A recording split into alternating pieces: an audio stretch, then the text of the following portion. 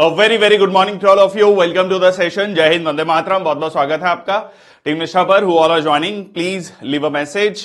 तो आज हम शुरुआत करते हैं हमारे CDS 1 2024 का revision series. So this is meant for CDS as well as NDA examination. So we are going to discuss each and every subject of general studies very thoroughly and very briefly also. Thoroughly मैं इसलिए कह रहा हूं कि हम लगभग सारे topics को टच करेंगे, बट बहुत ही ब्रीफली टच करेंगे, will not get in to the very much of details. So all those who are preparing for CDS examination, so this is a must watch session. Today we are going to start with geography sessions. We'll take 4 sessions. ठीक है जी. 4 sessions में हम पूरा का पूरा geography revise कर लेंगे. So today 2 sessions, tomorrow 2 sessions will be conducted. Aarti, Vinay, very very good morning. I hope first of all please do let me know whether my voice and video is clear to everyone. मेरी आवाज आ रही है सब तक? संगीता, जय हिंद. चलिए तो शुरुआत करते हैं सेशन की. The idea here is will not go into very much detail in the sense कि हम बहुत नीटी ग्रिटीज को नहीं देखेंगे. आज के सेशन में हम जियोमॉर्फोलॉजी पूरा का पूरा कवर करने वाले हैं. ठीक है जी. आइडिया इज कि आपको चीजें याद हो जाएं. ये भी कोशिश करूंगा कि आज के ही सेशन में हम उन चीजों को याद भी करना शुरू कर दें. सो विद्याधर, डीनो, यशिका, सबका स्वागत है. शुरुआत करते हैं सेशन की. Please do share the session before proceeding further. So this is meant for like geography का पहला सेशन है. 4 सेशन होंगे, 2 सेशन आज, 2 सेशन कल. Please do watch all the sessions. Session थोड़ा जो है लेंथ विल बी ह्यूज. ठीक है, तो बने रहिएगा आखिर तक. इंपॉर्टेंट है, सारी चीजें डिस्कस करेंगे. Explanation you do in English please. Will try to be bilingual. ठीक है, so will try to be bilingual, don't worry. ठीक है, so I will do the explanation in English as well as in Hindi. Okay, so CDS 1 2024 crash course we are going to start. तो यहां पर है हमारा पहला topic, universe and solar system. Universe and solar system में सबसे पहला क्या आता है? 8 प्लैनेट्स हैं. सीधा सीधा क्वेश्चन पूछा जाता है. ठीक है जी. इसमें एक आपकी ट्रिक बनती है, माई वेरी एजुकेटेड मदर. ठीक है जी, my very educated mother just served us nuts. ठीक है जी. तो ये आपकी एक ट्रिक है. ठीक है, to remember the all the planets. ठीक है, तो यहां पर पहला हो गया Mercury, then Venus, Earth, then Mars, Jupiter, Saturn, Uranus and Neptune. ठीक है, तो ये वाले जो 4 प्लैनेट्स हैं और ये वाले 4 प्लैनेट्स हैं. देखो, एक तो 8 प्लैनेट्स हो गए. 8 प्लैनेट्स को भी हम 2 कैटेगरीज में डिवाइड करते हैं. वो divide the planets into 2 categories. First is terrestrial planets. ठीक है जी, अर्थ लाइक प्लैनेट्स. और बाकी जो 4 है वो क्या है? Gas giant planets. ठीक है, इनकी डेंसिटी कम होती है, इनकी डेंसिटी ज्यादा है. Now what is density? Mass per unit volume.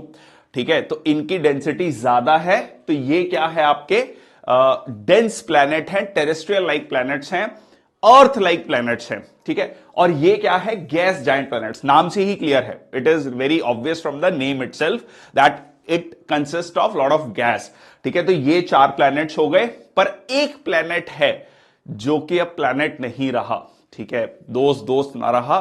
ठीक है, तो वैसे ही कहानी है, प्लैनेट ना रहा. तो ये टेरेस्ट्रियल प्लैनेट और इनर प्लैनेट भी बोलते हैं. ये क्वेश्चन सीधा सीधा पूछा गया है, which of the following is not a inner planet. ठीक है, तो उसमें क्या करा? 4 ऑप्शंस दे दिया. ठीक है, एक ऑप्शन दे दिया सैटर्न दे दिया, या यूरेनस दे दिया. ठीक है जी, very very good morning Vanshika. तो इस तरीके का एक बार आपका CDS में सीधा सीधा क्वेश्चन पूछा गया है. गैस जायंट और आउटर प्लैनेट्स की बात करें तो इसमें आपके 4 प्लैनेट्स आते हैं. ठीक है, प्लूटो क्यों नहीं है? 2006 में इंटरनेशनल एस्ट्रोनॉमिकल यूनियन ने यह कहा कि जी प्लूटो सारी कंडीशंस फुलफिल नहीं करता है. एक कंडीशन जो प्लूटो फुलफिल नहीं करता है कि उसका नेबरहुड क्लियर नहीं है. अब ये नेबरहुड क्लियर करने का मतलब क्या है? इट इज लाइक, ऐसे समझो कि एक पर्टिकुलर एरिया में आपकी दादागिरी होनी चाहिए. नॉट एग्जैक्टली दादागिरी, मतलब एक ह्यूज बॉडी. अब प्लूटो के केस में क्या है? जो उसके सैटेलाइट्स हैं, ठीक है, या सेलेस्टियल बॉडीज हैं, व्हाट वी कॉल इन खगोलीय पिंड हिंदी में, तो वो जो है काफी बड़ी हैं, उसको चैलेंज करती हैं. तो अब जो कह लीजिए साइंटिस्ट लोग हैं वो ये कहते हैं कि ये ड्वार्फ प्लेनेट है। क्या बोलते हैं? ड्वार्फ प्लेनेट, छोटा प्लेनेट है, मतलब या फिर कहें तो प्लेनेट की सारी कंडीशंस को फुलफिल नहीं करता है। ठीक है जी, तो इतना ही इसमें याद रखना है। कभी क्वेश्चन पूछा नहीं गया है, but you should be knowing this fact that it does not have a clear neighbourhood. ये वाला चार्ट बहुत इंपॉर्टेंट है, इस चार्ट पे हम 3-4 मिनट देंगे। ठीक है जी, चलो अब ये चार्ट क्या है, क्या ये सारा याद करना है? जी नहीं, याद नहीं करना है, अंडरस्टैंड करना है, लॉजिकली इसको देखना है इस चार्ट को। ओके, तो सबसे पहले ये आपके प्लैनेट्स, ठीक है, जिसमें ड्वार्फ प्लैनेट भी है। अब इसमें सरफेस टेम्परेचर दिया हुआ है, टेम्परेचर। अब यहां पर आप देख सकते हैं कि सूरज से जो सबसे नजदीक प्लैनेट है दैट इज मरकरी, पर उसका जो एवरेज टेम्परेचर है वो सबसे ज्यादा नहीं है, वो किसका है? वीनस का है। अब सीधा सीधा ये क्वेश्चन बनता है आपका कि वीनस का टेम्परेचर सबसे ज्यादा क्यों है? मरकरी का टेम्परेचर 427, यहां पर आप वीनस का देख सकते हैं 480 डिग्री सेल्सियस। अब प्लीज डोंट गेट कंफ्यूज, अगर आपको कहीं किसी जगह ये 430 लिखा हुआ मिलता है, ये 475 मिलता है, प्लीज अप्रोक्सीमेटली है। ठीक है, बहुत सारे स्टूडेंट फिर बाद में बोलते हैं कि सर ये 475 लिखा था फलानी बुक में। Don't worry. Okay, so this is because of what? Please write in the comment section box. It is very important that you participate in the session itself. Otherwise क्या होगा? It will be a monologue. It is very very important that you participate in the sessions. ठीक है? Okay, now धरती का जो temperature है, धरती का जो सल्फ्यूरिक एसिड है, ओके, और क्या है? ठीक है, धरती का टेम्परेचर जो है, किस वजह से हम कहते हैं यस, एटमॉस्फेरिक कार्बन डाइऑक्साइड। ठीक है, carbon dioxide is up to 96%। ठीक है, 96%। वीनस जो है इसको मॉर्निंग या इवनिंग स्टार भी कहा जाता है, मॉर्निंग या इवनिंग स्टार भी कहा जाता है, काफी ब्राइट है, रादर ये कहा जाता है सन के बाद दूसरी सबसे bright celestial body is Venus. Now because of what? Because of albedo effect, because of albedo effect. Now what is this albedo effect? That we will discuss, but briefly albedo effect is the amount of light reflected back without being absorbed. मान लो कोई भी surface है, मैंने black पहना है, black के बारे में क्या कहा जाता है? ज्यादा हीट एब्जॉर्ब करता है, रिफ्लेक्ट कम करता है। वेयर एज अगर हम लाइट कलर के क्लोथ्स पहनते हैं तो हम क्या कहते हैं? लाइट रिफ्लेक्ट करती है। ठीक है जी, देन अब धरती का temperature is 22 degree Celsius average temperature. ठीक है, एवरेज टेम्परेचर। तो अब ये जो एवरेज टेम्परेचर है ये बहुत आइडियल है सर्वाइवल के लिए, हमारे सर्वाइवल के लिए। इतने सारे जीव जंतु जो सर्वाइव कर रहे हैं वो यहां पर इसलिए आइडियल माना जाता है। इवन मार्स का टेम्परेचर भी अगर आप देखोगे -23 डिग्री सेल्सियस। अब मार्स में ये टेम्परेचर की वजह से तो कम है -23, but still life is possible. इसीलिए साइंटिस्ट, जो भी कह लीजिए साइंटिस्ट हैं, वो काफी ईगर हैं to find the life on Mars. They find out के पानी भी है, तो इसको क्या कहा जाता है? रेड प्लैनेट कहा जाता है। क्यों कहा जाता है रेड प्लैनेट? क्योंकि यहां पर आपको क्या मिलता है? आयरन ऑक्साइड मिलता है। ठीक है, आयरन की प्रेजेंस है सिंपली कहें तो। ठीक है, नेक्स्ट आता है जुपिटर। ठीक है, फिर आप देखेंगे टेम्परेचर जो है, जैसे जैसे आप सन से दूर जाते जा रहे हैं टेम्परेचर आपका कम होता जा रहा है। It is as good as saying कि भाई जब मैं हीट सोर्स के पास में हूं तो ज्यादा टेम्परेचर फील होगा, या फिर आग में सीधा हाथ डालोगे तो गर्म लगेगा, जितना आप दूर जाते जाओगे टेम्परेचर कम फील होगा। ओके, सो एक्सेप्शन, ये वीनस वाली एक्सेप्शन है, ये आपको ध्यान में रखनी है। ओके, आगे चलते हैं। पीरियड ऑफ रोटेशन, एक होता है पीरियड ऑफ रेवोल्यूशन। ठीक है, देखो पीरियड ऑफ रोटेशन हो गया अपने ही एक्सिस पे घूमना। ठीक है, अपने ही एक्सिस पे घूमना, जो इस तरीके से सारे के सारे प्लेनेट घूम रहे हैं। और दूसरा हो गया रेवोल्यूशन, सन के इर्द गिर्द चक्कर लगाना। जैसे धरती के केस में देखते हैं 24 घंटे। ठीक है, 24 घंटे, और ये कितना है? 365 डेज। दो टेक्निकली 365 नहीं है, ये 365 1/4 डेज होता है। ठीक है, इसीलिए हर चौथा साल, जैसे इस साल लीप ईयर है, ठीक है, और उसमें 100th ईयर, ये आपने मैथ्स में हम पढ़ते हैं जब क्वेश्चंस करते हैं, 400th ईयर नहीं रहेगा, ठीक है, 100th ईयर रहेगा एंड ऑल दैट। चलो अभी हमारा मोटिव वो नहीं है डिस्कस करना। 24 आवर्स 365 1/4 डेज। अच्छा, अब यहां पर अगर आप देखेंगे मरकरी जो है अपने ही एक्सिस पे बहुत जल्दी 58 डेज में कंप्लीट कर लेता है, 243 days. Now just see Jupiter, Jupiter सबसे फास्ट रोटेट करता है अपने ही एक्सिस पे, 9.9 आवर्स, मियर 9.9 आवर्स, ठीक है। दो इट इज फार वेरी, मतलब लाइक डिस्टेंस काफी ज्यादा है, बट स्टिल इसका जो पीरियड ऑफ रोटेशन है इट इज वेरी लेस, ठीक है। तो ये क्वेश्चन पूछेगा सीधा सीधा। अब इस चार्ट में आपको ये देखना है हाईएस्ट लोएस्ट, ये वाले क्वेश्चन पूछता है। ओके, देन आपका आता है period of revolution. Period of revolution is very simple भाई, जितना ज्यादा दूर मैं जाता जाऊंगा सन से, ये ठीक है, ये दूर होता जाएगा, ठीक है। इसमें आपका, ठीक है, तो ये आपका डिस्टेंस आप टाइम देखोगे तो ये बढ़ता जा रहा है, ठीक है। धरती के केस में 365 डेज, और नेपच्यून के केस में देखोगे तो 164 years. It took 164 years to complete just one revolution. Just think of the distance, कितना डिस्टेंस होगा वो देखेंगे अभी, डिस्टेंस भी। Okay, distance from the sun, इसको कहा जाता है एयू इज एस्ट्रोनॉमिकल यूनिट, ठीक है, एस्ट्रोनॉमिकल यूनिट। तो धरती और सन के बीच का जो डिस्टेंस है इसको क्या माना जाता है, 1 माना जाता है। क्या माना जाता है, 1 माना जाता है, which is approximately 15 crore kilometres, ठीक है। दो ये भी एवरेज है, ठीक है, 50 करोड़ किलोमीटर्स या 150 मिलियन किलोमीटर्स, ठीक है, ये एक एवरेज है। अब ये डिस्टेंस अगर हम 1 मान लेते हैं तो मरकरी और सन के बीच में कितना डिस्टेंस है, 0.4, which is approximately 6 crore kilometre, ठीक है, या 60 मिलियन किलोमीटर, ठीक है।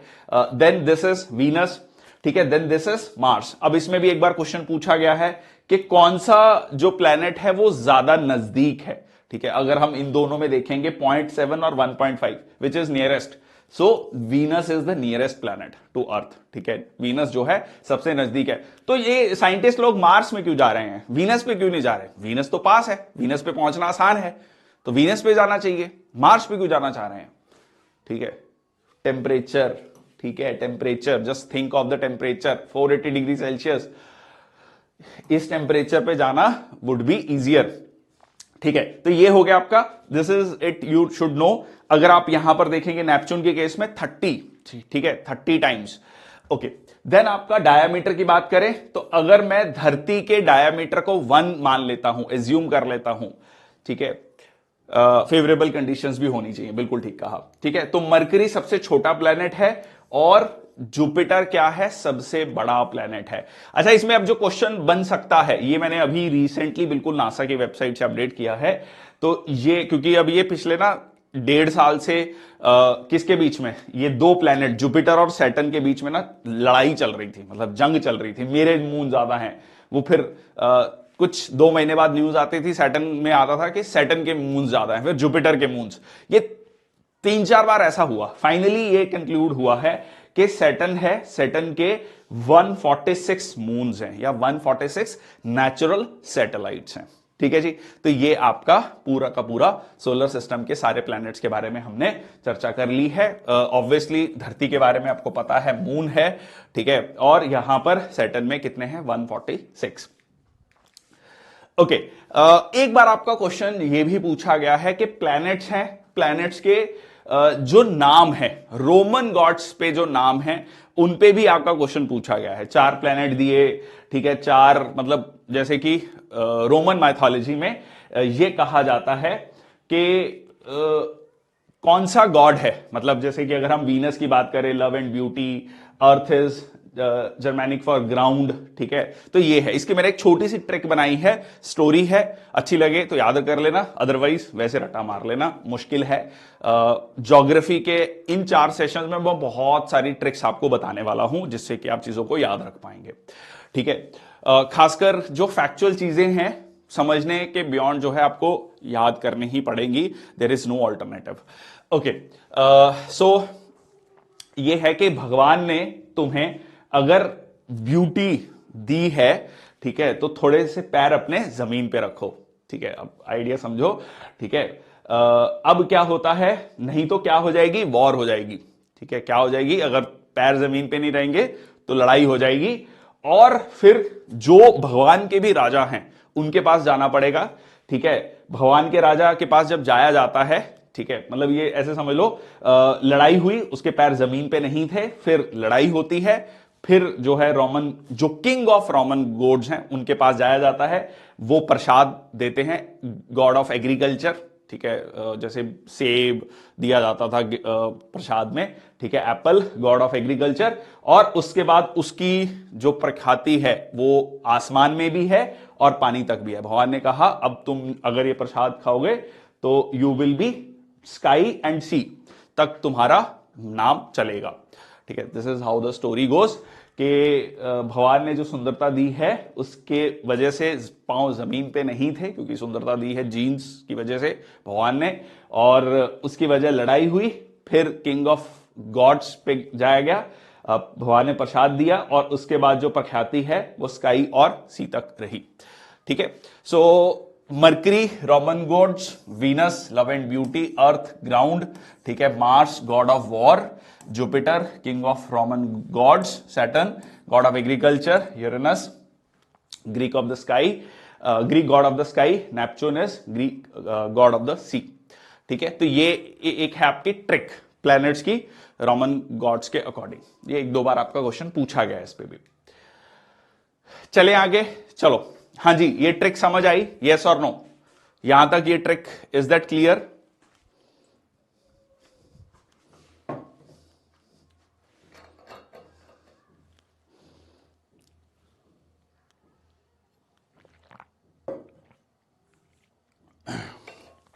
चलो ठीक है, आगे चलते हैं। Selected moons of the solar system with the earth. अब ये कुछ आपके क्या है, सिलेक्टेड मून्स हैं जो कि इंपॉर्टेंट हैं और पूछे जाते हैं, ठीक है। जैसे कि आपका मून के बारे में आपको पता है, मार्स के फोबोस और डाइमोस, जुपिटर के लो यूरोपा, गैनीमीड, कैलिस्टो, ठीक है, लो यूरोपा। अब गैनीमीड के अगर आप बारे में बात करोगे, ये इतना बड़ा सैटेलाइट है, ये मरकरी जो प्लेनेट है उससे भी बड़ा सैटेलाइट है, ठीक है। देन आपका सैटर्न में मिमास, थेथिस सी के बारे में हम पढ़ेंगे भी आज के सेशन में।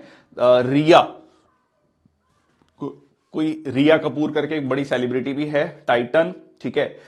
Then not very important, Miranda, ठीक है, एरियल, उम्ब्रियल, टाइटेनिया, ओब्रियन, ठीक है। ये जस्ट आपको नाम ध्यान में रखने हैं, दैट्स ऑल, बहुत ज्यादा इसको याद नहीं करना है, ठीक है। चलो ओके, अब एक फैक्ट और बहुत इंपॉर्टेंट है जो बार बार पूछा जाता है, वो ये है कि प्लैनेट कौन कौन से हैं जो क्लॉकवाइज रोटेट करते हैं और कौन से एंटी क्लॉकवाइज रोटेट करते हैं। सो देयर आर 2 प्लैनेट्स, ठीक है, जिसकी ट्रिक है यूवी, ठीक है, यूवी अल्ट्रावायलेट, ठीक है, that is Uranus and Venus, ठीक है। ये 2 प्लैनेट क्या हैं जो आपके clockwise, so all the planets orbit in a sun counter clockwise direction, rotate on their axis counter clockwise, except for Venus and Uranus, ठीक है, Venus and Uranus। Venus and Uranus क्या है, यहां पर आप देख भी सकते हैं, 2 ही प्लैनेट हैं जो क्लॉकवाइज रोटेट कर रहे हैं, ठीक है। बाकी सारे के सारे प्लैनेट जो हैं anti clockwise. Clockwise anti clockwise क्या होता है फॉर दोस्त, दिस इज क्लॉकवाइज घड़ी की डायरेक्शन में, और घड़ी की उल्टी डायरेक्शन में दैट इज काउंटर क्लॉकवाइज या एंटी क्लॉकवाइज, ठीक है। ओके, नेक्स्ट एक टर्म आती है कूपियर बेल्ट। कूपियर बेल्ट क्या है, देखिए, कूपियर बेल्ट कहा जाता है जो प्लैनेट्स के बाहर, मतलब नेपच्यून के बाद, ठीक है, नट्स लास्ट प्लैनेट के बाद वाला जो सोलर सिस्टम है उसको क्या कहा जाता है, कूपियर बेल्ट कहा जाता है, ठीक है, कूपियर बेल्ट कहा जाता है। चलिए, तो जैसे कि आपका प्लूटो है, ये इसी कूपियर बेल्ट में आता है। एक टर्म आती है गोल्डीलॉक जोन, ठीक है, गोल्डीलॉक जोन। तो गोल्डीलॉक जोन क्या है, ये बेसिकली आपको बताता है हैबिटेबल जोन। हैबिटेबल जोन का मतलब जहां लाइफ पॉसिबल है। अगर आप इसमें देखोगे तो धरती आपकी आती है, हमारी प्यारी धरती, और यहां पर अगर आप देखोगे तो मार्स भी इसमें आता है, ठीक है, मार्स भी आता है। इसीलिए साइंटिस्ट लोग कहते हैं कि यहां पर लाइफ पॉसिबल है, ठीक है, लाइफ पॉसिबल है। So very important. तो 2 ही प्लैनेट हैं जहां पर लाइफ पॉसिबल मानी गई है, so that is earth and Mars. Okay, next एक टर्म आपकी आती है एस्टेरॉइड्स, मीटियोर, मीटियोराइट, कॉमेट्स, ठीक है। ये भी क्वेश्चन कई बार, मतलब वंस इन अ वाइल पूछा गया है। तो टर्म आती है एस्टेरॉइड। तो मार्स और जुपिटर के बीच में छोटे छोटे प्लैनेट्स हैं, इनको माइनर प्लैनेट्स भी कहा जाता है। क्या कहा जाता है? Minor planets. माइनर प्लैनेट्स क्यों कहा जाता है? देखिए, जब प्लैनेट्स की फॉर्मेशन हुई तो यह कहा जाता है कि प्लैनेट्स के बनने से पहले प्लैनेटेसिमल्स थे। प्लैनेटेसिमल्स मतलब ऐसे समझ लो कि रॉक पार्टिकल्स हैं छोटे छोटे, वो कॉलियस होके, कॉलियस मतलब जुड़कर जो है प्लैनेट्स बने। अब इस केस में क्या हुआ कि ये जो माइनर प्लैनेट्स हैं आपस में जुड़ नहीं पाए, ठीक है। तो एक आपको एस्टेरॉइड्स की बेल्ट मिलती है मार्स और जुपिटर के बीच में। So a rock in orbit generally between Mars and Jupiter, और कई बार जो है ये बाउंस बैक करके आपस में टकराकर अर्थ के एटमॉस्फेयर की तरफ भी आते हैं या अलग अलग प्लैनेट्स के एटमॉस्फेयर में जाते हैं। ओके, नेक्स्ट आता है कॉमेट। ठीक है, कॉमेट। कॉमेट एक कह लीजिए ऐसी सेलेस्टियल बॉडी है जो कि सोलर सिस्टम में एंटर करती है। ठीक है, सोलर सिस्टम के बाहर से सोलर सिस्टम में एंटर करती है। अब क्योंकि ये एक आइस बॉडी है, मतलब टेम्परेचर बहुत कम है, तो जैसे ही ये सन एटमॉस्फेयर में एंटर करती है, सोलर एटमॉस्फेयर में, सोलर सिस्टम में, तो इसका टेम्परेचर क्या है? बढ़ने लगता है। और ये क्या करने लगता है? ये एक आइस बॉल मतलब जलने लगती है, तो एक टेल के रूप में आपको दिखाई देती है। ठीक है, chunk of ice and rock originating from the outer solar system accompanied by coma and tail. Coma and tail मतलब इस तरीके से आपको एक उसकी पूंछ दिखाई देती है, एक जलता हुआ ऑब्जेक्ट जो है दिखाई देता है। So that is what we call the comets. ठीक है, उसको क्या कहते हैं? हम कॉमेट कहते हैं। एक टर्म आता है आपका मीटियोर, मीटियोराइट और मीटियोराइड। ठीक है, तो इसके बारे में हम देख लेते हैं। तो ये जो टूटता हुआ तारा, अंजलि, ठीक है, ये फेमस डायलॉग। ओके, सो मीटियोराइड, मीटियोर और मीटियोराइट, तो इसको याद रख लेना डाइट से, डाइट। ठीक है, डाइट। सो डी डाइट। ठीक है, डाइट। ओके, तो मीटेरॉइड हो गया जब ये आउटर स्पेस में है, आउटर स्पेस में है, अभी एंटर नहीं किया। जब ये एटमॉस्फेयर में एंटर करता है तो ये जलने लगता है, specially in the mesosphere. Mesosphere, अब जिनको मीजोस्फीयर नहीं पता, ये शाम वाले लेक्चर में पता लग जाएगा। बेसिकली धरती के हमारी लेयर्स हैं। ठीक है, तीसरी लेयर को बोलते हैं मीजोस्फीयर। उसमें बेसिकली क्या होता है? उसमें कंप्रेशन की वजह से एडियाबैटिक हीटिंग होती है और उसकी वजह से ये जलने लगता है, या सिंपली कहें फ्रिक्शन की वजह से जलने लगता है। तो ये जलने लगता है, तो ये वो टूटता हुआ तारा, विश मांग लो। ठीक है, तो एक्चुअली ये तारा नहीं है, इट इज मीटियोर। ठीक है, इट इज मीटियोर। और finally it ends up on the surface. इसको क्या कहते हैं? मीटियोराइट जो है कहा जाता है। Very important. चलिए, ये कुछ इंपॉर्टेंट एस्टेरॉइड्स हैं। कई बार आपका वंस इन अ वाइल क्या करेगा, दो तीन नाम जो बहुत इंपॉर्टेंट हैं उनमें से उठा के पूछ लेगा कि like these are asteroids, these are satellites. ठीक है, ये कॉमेट है, उसकी डेफिनेशन भी पूछ लेगा। तो इस तरीके के क्वेश्चन भी पूछ लेता है। सो ये आपको just have a look, don't have to remember, you don't have to mug up the things. जो चीज याद करनी है वो मैं आपको बताऊंगा स्पेसिफिकली कि बिल्कुल एग्जैक्टली ये पूछता है, मैच द फॉलोइंग। उसकी ट्रिक्स भी मैं आपको मोस्ट प्रोबेबली सबकी बताऊंगा। ठीक है, ओके, नेक्स्ट एक टर्म आती है एपिहीलियन और पेरिहीलियन। ठीक है, ये आपका पूछा गया है 2-3 बार, ये इंपॉर्टेंट है। तो पेरिहीलियन और एपिहीलियन क्या होता है? देखिए, पेरिहीलियन होता है जब धरती, सबसे पहले तो कैपलर्स लॉ ये कहता है कि जो जितने भी प्लैनेट्स है ना, ये जो चक्कर लगा रहे हैं ये सर्कुलर ऑर्बिट में नहीं लगा रहे। ठीक है, सर्कुलर ऑर्बिट में नहीं लगा रहे। ये कौन सा ऑर्बिट है? इलिप्टिकल ऑर्बिट है। ठीक है, इलिप्टिकल ऑर्बिट है। तो अच्छा, अब इलिप्टिकल ऑर्बिट में क्या होगा? एक पॉइंट ऐसा होगा जो नियरेस्ट है और एक पॉइंट होगा जो फारदेस्ट है। ठीक है जी, फारदेस्ट है, एक नियरेस्ट है। अब ये जो नियरेस्ट है इसको क्या बोलते हैं? पेरिहीलियन बोलते हैं। ठीक है, पेरिहीलियन बोलते हैं। और इसको बोलते हैं एपिहीलियन। तो इसको ट्रिक है पीपी। पीपी मतलब पास, पास मतलब नजदीक में। ठीक है, so those who are like English medium students, nearest. ठीक है, एंड द पेरिहीलियन। अब इसमें जनरली अगर आप डिस्टेंस देखोगे तो 147 मिलियन किलोमीटर होता है। ठीक है, और ये होता है 152 मिलियन किलोमीटर्स। ठीक है जी, ये 147 मिलियन किलोमीटर्स होता है आपका 3rd of January, approximately 3rd of January, और ये होता है 4th ऑफ जुलाई। ठीक है, 4th ऑफ जुलाई। अब ये देखो कि ये 5 मिलियन किलोमीटर है, ठीक है, वेरी गुड आरती। 5 मिलियन किलोमीटर मतलब 50 लाख किलोमीटर।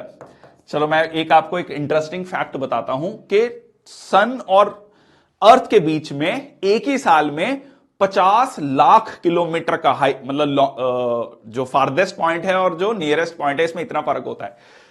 जो मून है वो धरती से मात्र 3,84,000 किलोमीटर है अप्रॉक्सीमेटली, अगेन, ठीक है। तो आप ये मान के चलो कि 50 लाख किलोमीटर और 3,84,000 किलोमीटर, तो हम इतना नजदीक चले जाते हैं, just to have an idea. Anyways, this is the fact. Okay, next आता है पेरिजी एंड एपोजी। यहां पर भी पेरी, यहां पर भी पेरी। पेरी मतलब पास, ठीक है। तो ये क्या है? मून, ठीक है, मून। और ये क्या है आपका? मून फारदेस्ट जब होता है तब वो क्या कहलाता है? एपोजी कहलाता है। अच्छा, अब इसमें मून में एक और फैक्ट है बहुत इंटरेस्टिंग। ये है कि ये 1/3 डेज लेता है to complete 1 revolution also and 1 rotation also. जो चांद है वो धरती के इर्द गिर्द चक्कर लगा रहा है लगभग 1/3 डेज में। तो उसका पीरियड ऑफ रोटेशन और पीरियड ऑफ रेवोल्यूशन लगभग सेम है। इसीलिए अगर आप ध्यान दोगे तो चांद का आपको एक ही हिस्सा नजर आता है, ठीक है, चांद का एक हिस्सा नजर आता है। चलिए, तो ये क्या हो गया आपका? Apogee, perigee, perihelion and aphelion. बहुत इंपॉर्टेंट है, सीधा सीधा क्वेश्चन बनता है इस पे भी। ओके, कैपलर्स लॉ, ठीक है, Kepler's law, Johannes Kepler. Johannes Kepler के 3 लॉज हैं बहुत इंपॉर्टेंट। जैसा पहला मैंने अभी आपको बताया कि जो ऑर्बिट होता है प्लेनेटरी बॉडीज का, वो क्या होता है? इलिप्टिकल होता है, वो सर्कुलर नहीं होता है, ठीक है जी। दूसरा वो क्या कहता है? Equal areas in equal time. ये इंटरेस्टिंग है। इसको आप ऐसे समझो कि ये सन है, ये अर्थ है। अब क्या होगा कि जब पेरिहीलियन होगा, पेरिहीलियन मतलब पास में होगा, मतलब जनवरी का महीना, तब धरती की जो स्पीड है वो ज्यादा होगी। जो मतलब ये रेवोल्यूशन की स्पीड है, मतलब यहां पर वो पास हो जाए, मतलब फास्ट जाएगा, उसकी मूवमेंट फास्ट होगी। ये पीरियड ऑफ रेवोल्यूशन ज्यादा होगा। और यहां पर जब होगा, मतलब लगभग जुलाई के महीने में, ये इसका जो पीरियड ऑफ रेवोल्यूशन है ये स्लो होगा। रोटेशन की बात नहीं कर रहा हूं अपने एक्सिस पे, मैं रेवोल्यूशन की बात कर रहा हूं। तो इससे मतलब बेसिकली आइडिया क्या है कि ये जो एरिया है, ठीक है, मान लो अगर मैं ये कहता हूं कि ये 1 महीने में कितना एरिया ट्रेवल कर रहा है और इसमें 1 महीने में कितना एरिया ट्रेवल कर रहा है, ये सेम होगा, ठीक है। तो this is idea here is simple. अगर इस बात को हम समझें, distance is equal to speed into time, तो यहां पर आपका डिस्टेंस, अब ये क्या कह रहा है? एरिया सेम है। तो अगर ये डिस्टेंस ज्यादा ट्रेवल कर रहा है, दैट मींस स्पीड भी ज्यादा होगी, ठीक है। तो ये हो गया आपका कैपलर का दूसरा लॉ, क्योंकि हमने क्या डिस्कस किया? 1 महीना, टाइम हमने फिक्स ले लिया, तो यहां पर स्पीड ज्यादा होगी। तीसरा लॉ देखिए, पहला सबसे इंपॉर्टेंट है, ठीक है, ये आपका सीधा सीधा क्वेश्चन ये भी पूछा गया है कि किसने दिए planetary laws of motion. Okay, next आपका आता है time to complete the orbit. ये जितना टाइम कंप्लीट करने में, एक ऑर्बिट को कंप्लीट करने में लेता है, उसका स्क्वायर लें। और फिर इसमें एक आपकी मेजर एक्सिस है और एक माइनर एक्सिस है। तो यहां पर जो मेजर एक्सिस है उसका हाफ का क्यूब इज डायरेक्टली प्रोपोर्शनल। ये एक फॉर्मूला है, मैथमेटिकल फॉर्मूला है, ये आपको ध्यान में रखना है। अदरवाइज सिंपल आपका क्वेश्चन ये पूछा गया है, प्लेनेटरी मोशंस किस साइंटिस्ट ने दिए और क्या है? ये 2 बहुत इंपॉर्टेंट है। तीसरा भी आपको ध्यान में रखना है, पूरा एक ऑर्बिट कंप्लीट करने का square is directly proportional to semi major axis का क्यूब। दैट्स इट, ठीक है जी। ओके, ये आप देख सकते हैं थोड़ा सा समझने के लिए कि देखो, जब ये यहां पर आ रहा है तो यहां पर इसकी स्पीड फास्ट होगी, यहां पर स्लो हो जा रहा है, ठीक है, just to make an idea. Okay, next हम चलते हैं सन पर, ठीक है जी। सूर्य देवता या सन। तो सन क्या कहता है? सन में लेयर्स हैं, बहुत इंपॉर्टेंट, सीधा सीधा क्वेश्चन। सबसे इंपॉर्टेंट फैक्ट जो सन के बारे में है वो ये है कि भाई साहब 99.8% लगभग, मतलब अगर आप पूरे सोलर सिस्टम में सन, 8 प्लैनेट, ड्वार्फ प्लैनेट, सैटेलाइट सबको मिला ले, सबका अगर मास देख लें, अगर वो 100 केजी मास है, कितना 100 केजी, ठीक है, या उसको ऐसे समझ लो कि 1000 केजी समझ लेता हूं, 1000 केजी अगर मास है सबका, तो 998 केजी सिर्फ सन का है। 2 केजी में सारे प्लैनेट, सारे सैटेलाइट्स हैं, ठीक है। सन इज लाइक अहम ब्रह्मास्मि। चलिए एनीवेज, तो यहां पर बहुत इंपॉर्टेंट ये सीधा फैक्ट है, क्योंकि अगर मान लो आपसे सीधा क्वेश्चन पूछा जाएगा तो यू माइट थिंक नहीं नहीं ये तो बहुत ज्यादा हो गया, 99.8%, इतने प्लैनेट्स है, इतने सैटेलाइट्स है, but this is the truth. Okay, so सबसे इंपॉर्टेंट यहां पर आपका कोर है, इनर लेयर्स में radiative zone, convective zone, outer layers बहुत इंपॉर्टेंट है, इसमें फोटोस्फीयर है जो कि हमें दिखाई देती है, यहां से जो लेयर दिखाई देती है, आउटर लेयर दिखाई देती है, दैट इज फोटो। फोटो से याद रख लेना, ठीक है, फोटो खींच, तो दैट इज जो हमें दिखाई देता है। देन आपका क्रोमोस्फियर है, ठीक है, ट्रांजिशन रीजन है, एक कोरोना है, ठीक है, कोरोना, बिल्कुल कोरोना, जब तक सूरज चांद रहेगा कोरोना तेरा नाम रहेगा। चलिए, सो ये हो गया आपका बहुत इंपॉर्टेंट, और इसमें बीच में आपको मिलते हैं सन स्पॉट्स, ठीक है। सन स्पॉट्स क्या है? डार्क स्पॉट्स हैं, ठीक है, डार्क स्पॉट्स हैं। जब ये स्पॉट्स बढ़ेंगे तो टेम्परेचर ओवरऑल सन का कम होगा, एनर्जी कम पहुंचेगी, ये डार्क स्पॉट्स कम होंगे तो ज्यादा एनर्जी पहुंचेगी, ठीक है। तो ये एक नेचुरल रीजन भी है, one of the natural reason है टेम्परेचर, ग्लोबल वार्मिंग का बढ़ने और कम होने का। ग्लोबल वार्मिंग सिर्फ मैन मेड नहीं है, सिर्फ ह्यूमन मेड नहीं है, नेचुरल फैक्टर्स भी हैं, सो this is one of the factors, ठीक है, सन स्पॉट्स। चलो क्लियर, यहां तक क्लियर है? यहां तक किसी का कोई डाउट? यस, आगे चले।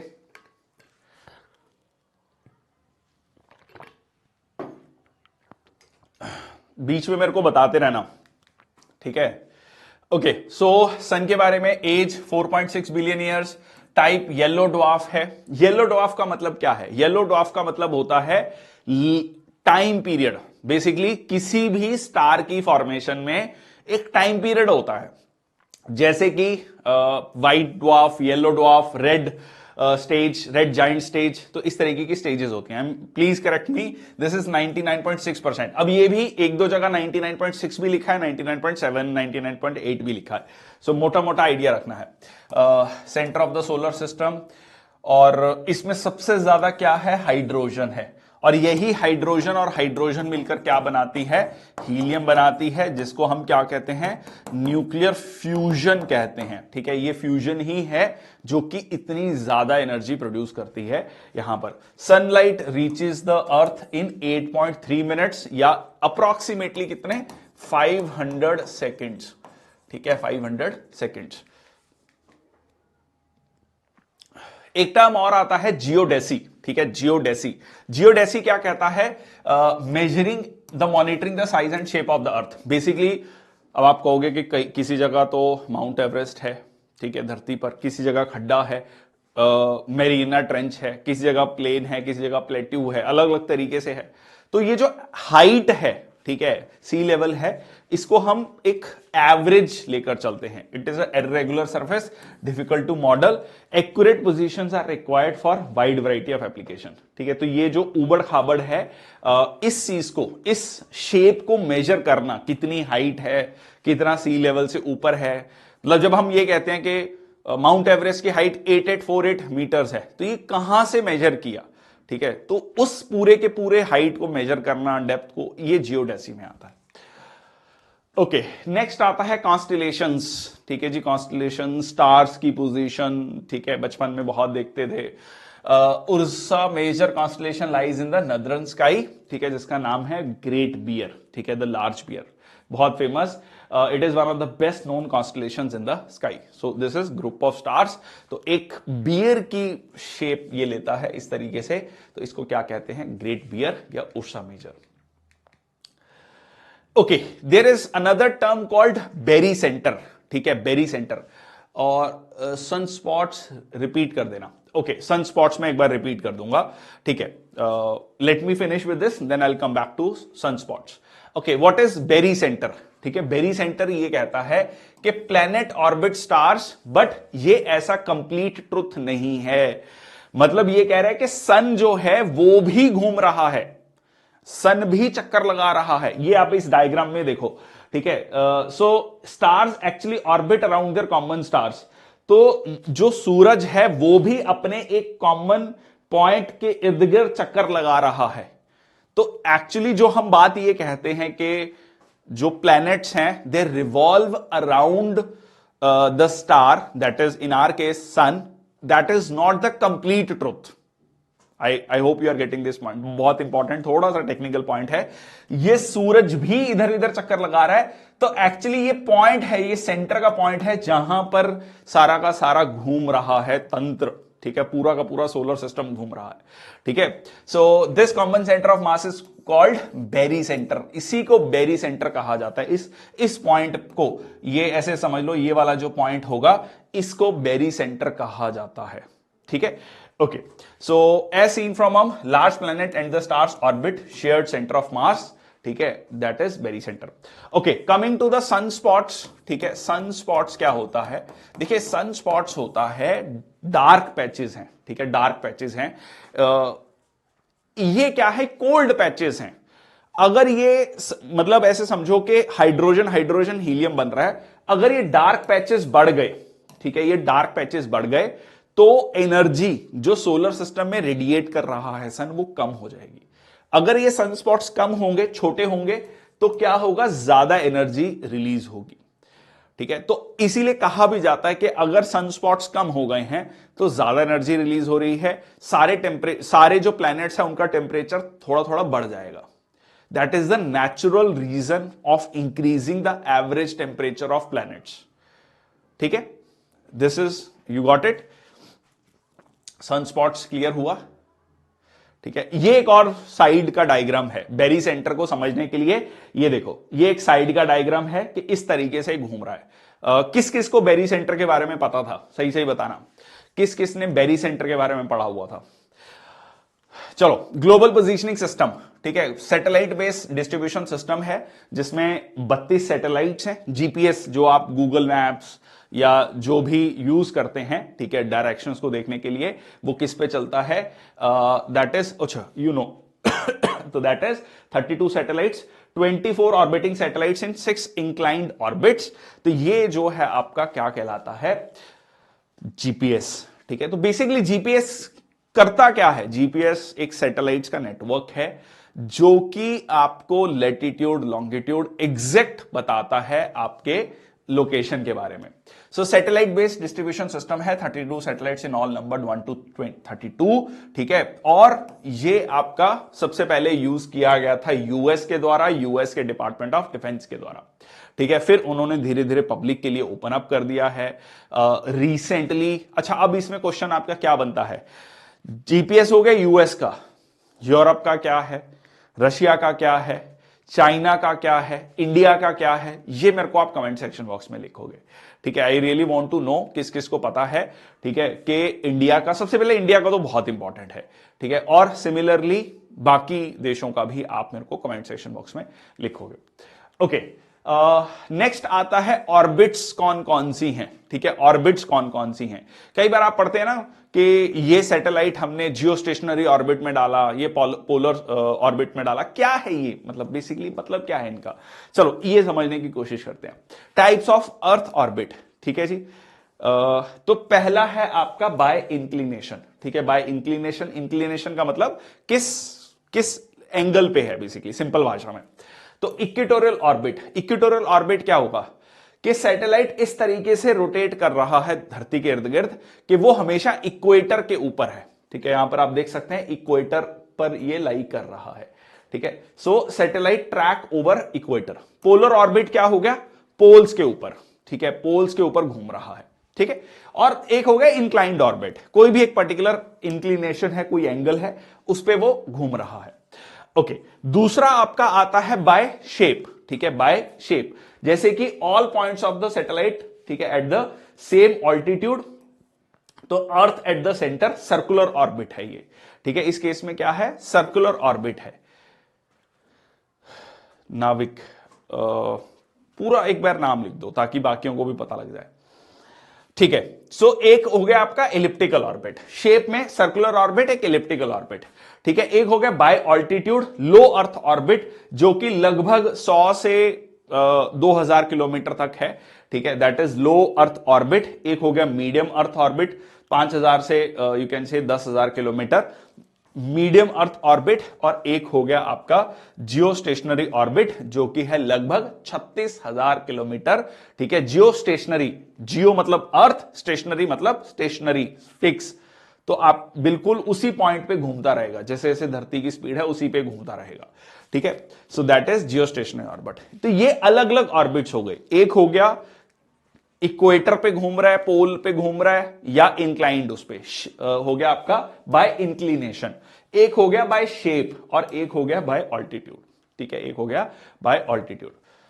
रशिया का ग्लोनास है, चाइना का बाइडू है और इंडिया का नाविक, ठीक है जी, गुड।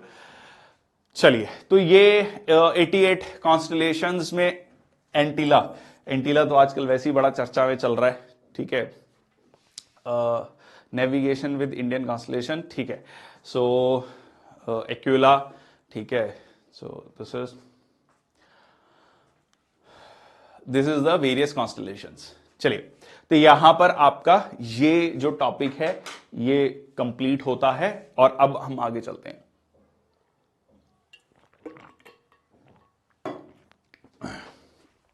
अब देखो, चांद सितारों की तो हमने बात कर ली, अब थोड़ा धरती पे आ जाते हैं। धरती के कहते हैं ना सरफेस में चलते हैं। अब सरफेस में क्या है? सरफेस में जी वो कहते हैं कुआं खाई क्या है, मतलब ये हमेशा से एक क्यूरियोसिटी रही है कि धरती के अंदर क्या है, ठीक है। मतलब आप कितना खोद लोगे। अभी तक जो सबसे डीप हम गए हैं वो गए हैं Kola super deep bore hole 12, ये है आपका 12.2 किलोमीटर। ये अपने आप में बहुत ज्यादा है, 12 kilometre, just think of it, ठीक है। सो कोला सुपर डीप बोरहोल कहां पर है? रशिया में है। रशिया का आप ये मैप देखोगे तो ये मुर्मास्क ओब्लास्ट है, कोला पेनिनसुला है, यहां पर आपको ये देखने को मिलता है। बट ये भी एक बहुत छोटा सा पार्ट है। आप ये समझो कि धरती का डायामीटर, सॉरी रेडियस है 6400 किलोमीटर अप्रोक्सीमेटली। तो अगर मैं 12 किलोमीटर की डेप्थ में चला भी गया, this is just the tip of the iceberg, ठीक है, बहुत छोटा है, ठीक है, बहुत छोटा है। तो अब हमारा सवाल आता है कि हमें धरती के बारे में, इंटीरियर के बारे में जानना है, ठीक है। तो जानने के लिए दो तरीके के एविडेंस हो सकते हैं, एक डायरेक्ट एविडेंस हो सकता है, इनडायरेक्ट एविडेंस हो सकता है। डायरेक्ट एविडेंस में क्या है कि आप सीधा कितना खोदें माइंस को, गोल्ड माइंस, कोल माइंस, ठीक है, लावा को स्टडी करें जो लावा नीचे से आ रहा है, ठीक है, मैग्मा और लावा, मैग्मा और लावा में क्या फर्क है डिस्कस करेंगे। Rate of change of temperature, pressure, ठीक है जी, और क्या टेम्परेचर और प्रेशर का चेंज हो रहा है ये हम देख सकते हैं, ठीक है, ये हम देख सकते हैं। ग्रेविटेशनल अनोमली, जैसे कि इक्वेटर पे जाता हूं तो अलग ग्रेविटेशन मिलता है, पोल्स पे जाता हूं तो अलग ग्रेविटेशन मिलता है। इससे मेरे को यह पता लग गया कि हाँ जी इक्वेटोरियल रेडियस ज्यादा है, पोलर रेडियस कम है, ठीक है, ये हमने डिड्यूस किया। ओके, नेक्स्ट सबसे इंपॉर्टेंट जो आज के इस पर्टिकुलर अगली स्लाइड्स में हम डिस्कस करने वाले हैं, सिस्मिक वेव्स। अब ये सिस्मिक वेव्स क्या होता है? सिंपली कहें तो earthquake waves. Now what is earthquake? Earth और क्वेक, क्वेक होता है कंपन, शेकिंग इन द अर्थ, ठीक है। जब धरती में कंपन पैदा होती है उसको क्या कहते हैं? अर्थक्वेक बोलते हैं। तो ये जो तरंगे पैदा होती हैं, ठीक है, इनको क्या कहते हैं? अर्थक्वेक वेव्स कहते हैं। ये है आपके धरती की मूवमेंट्स को अगर हम ब्रॉडली डिवाइड करें, दो तरीके की मूवमेंट्स है, एंडोजेनेटिक और एक्सोजेनेटिक। एंडो का मतलब होता है अंदर, ठीक है, जो धरती के अंदर हो रही हैं। एक्सोजेनेटिक हो गया जो धरती के बाहर हो रही हैं। धरती के अंदर दो तरीके की मूवमेंट्स हो रही हैं, एक स्लो मूवमेंट हो रही है, एक बहुत सडन मूवमेंट्स हो रही हैं, ठीक है। स्लो मूवमेंट्स कैसी हैं? जैसे कि जब हम कहते हैं कि ये प्लैनेट्स मूव कर रहे, ये कॉन्टिनेंट्स मूव कर रहे हैं, आपके दिमाग में ऐसा सवाल है कहां कॉन्टिनेंट मूव कर रहा है? भाई हम तो जहां थे वहीं हैं। तो ये बहुत स्लो और ग्रेजुअल मूवमेंट है, हमारी लाइफ टाइम में हमें नहीं समझ आएगा। It takes thousands and millions of years, ठीक है। So this is what we call the epeirogenetic और the continent forming movements. Orogenetic होता है माउंटेन बिल्डिंग, जिससे माउंटेन्स बन रहे हैं, बहुत इंपॉर्टेंट। ओरो का मतलब होता है माउंटेन, ठीक है। Genetic, genesis, formation. Okay, next आपका आता है सडन मूवमेंट। सडन मूवमेंट में क्या हो गया?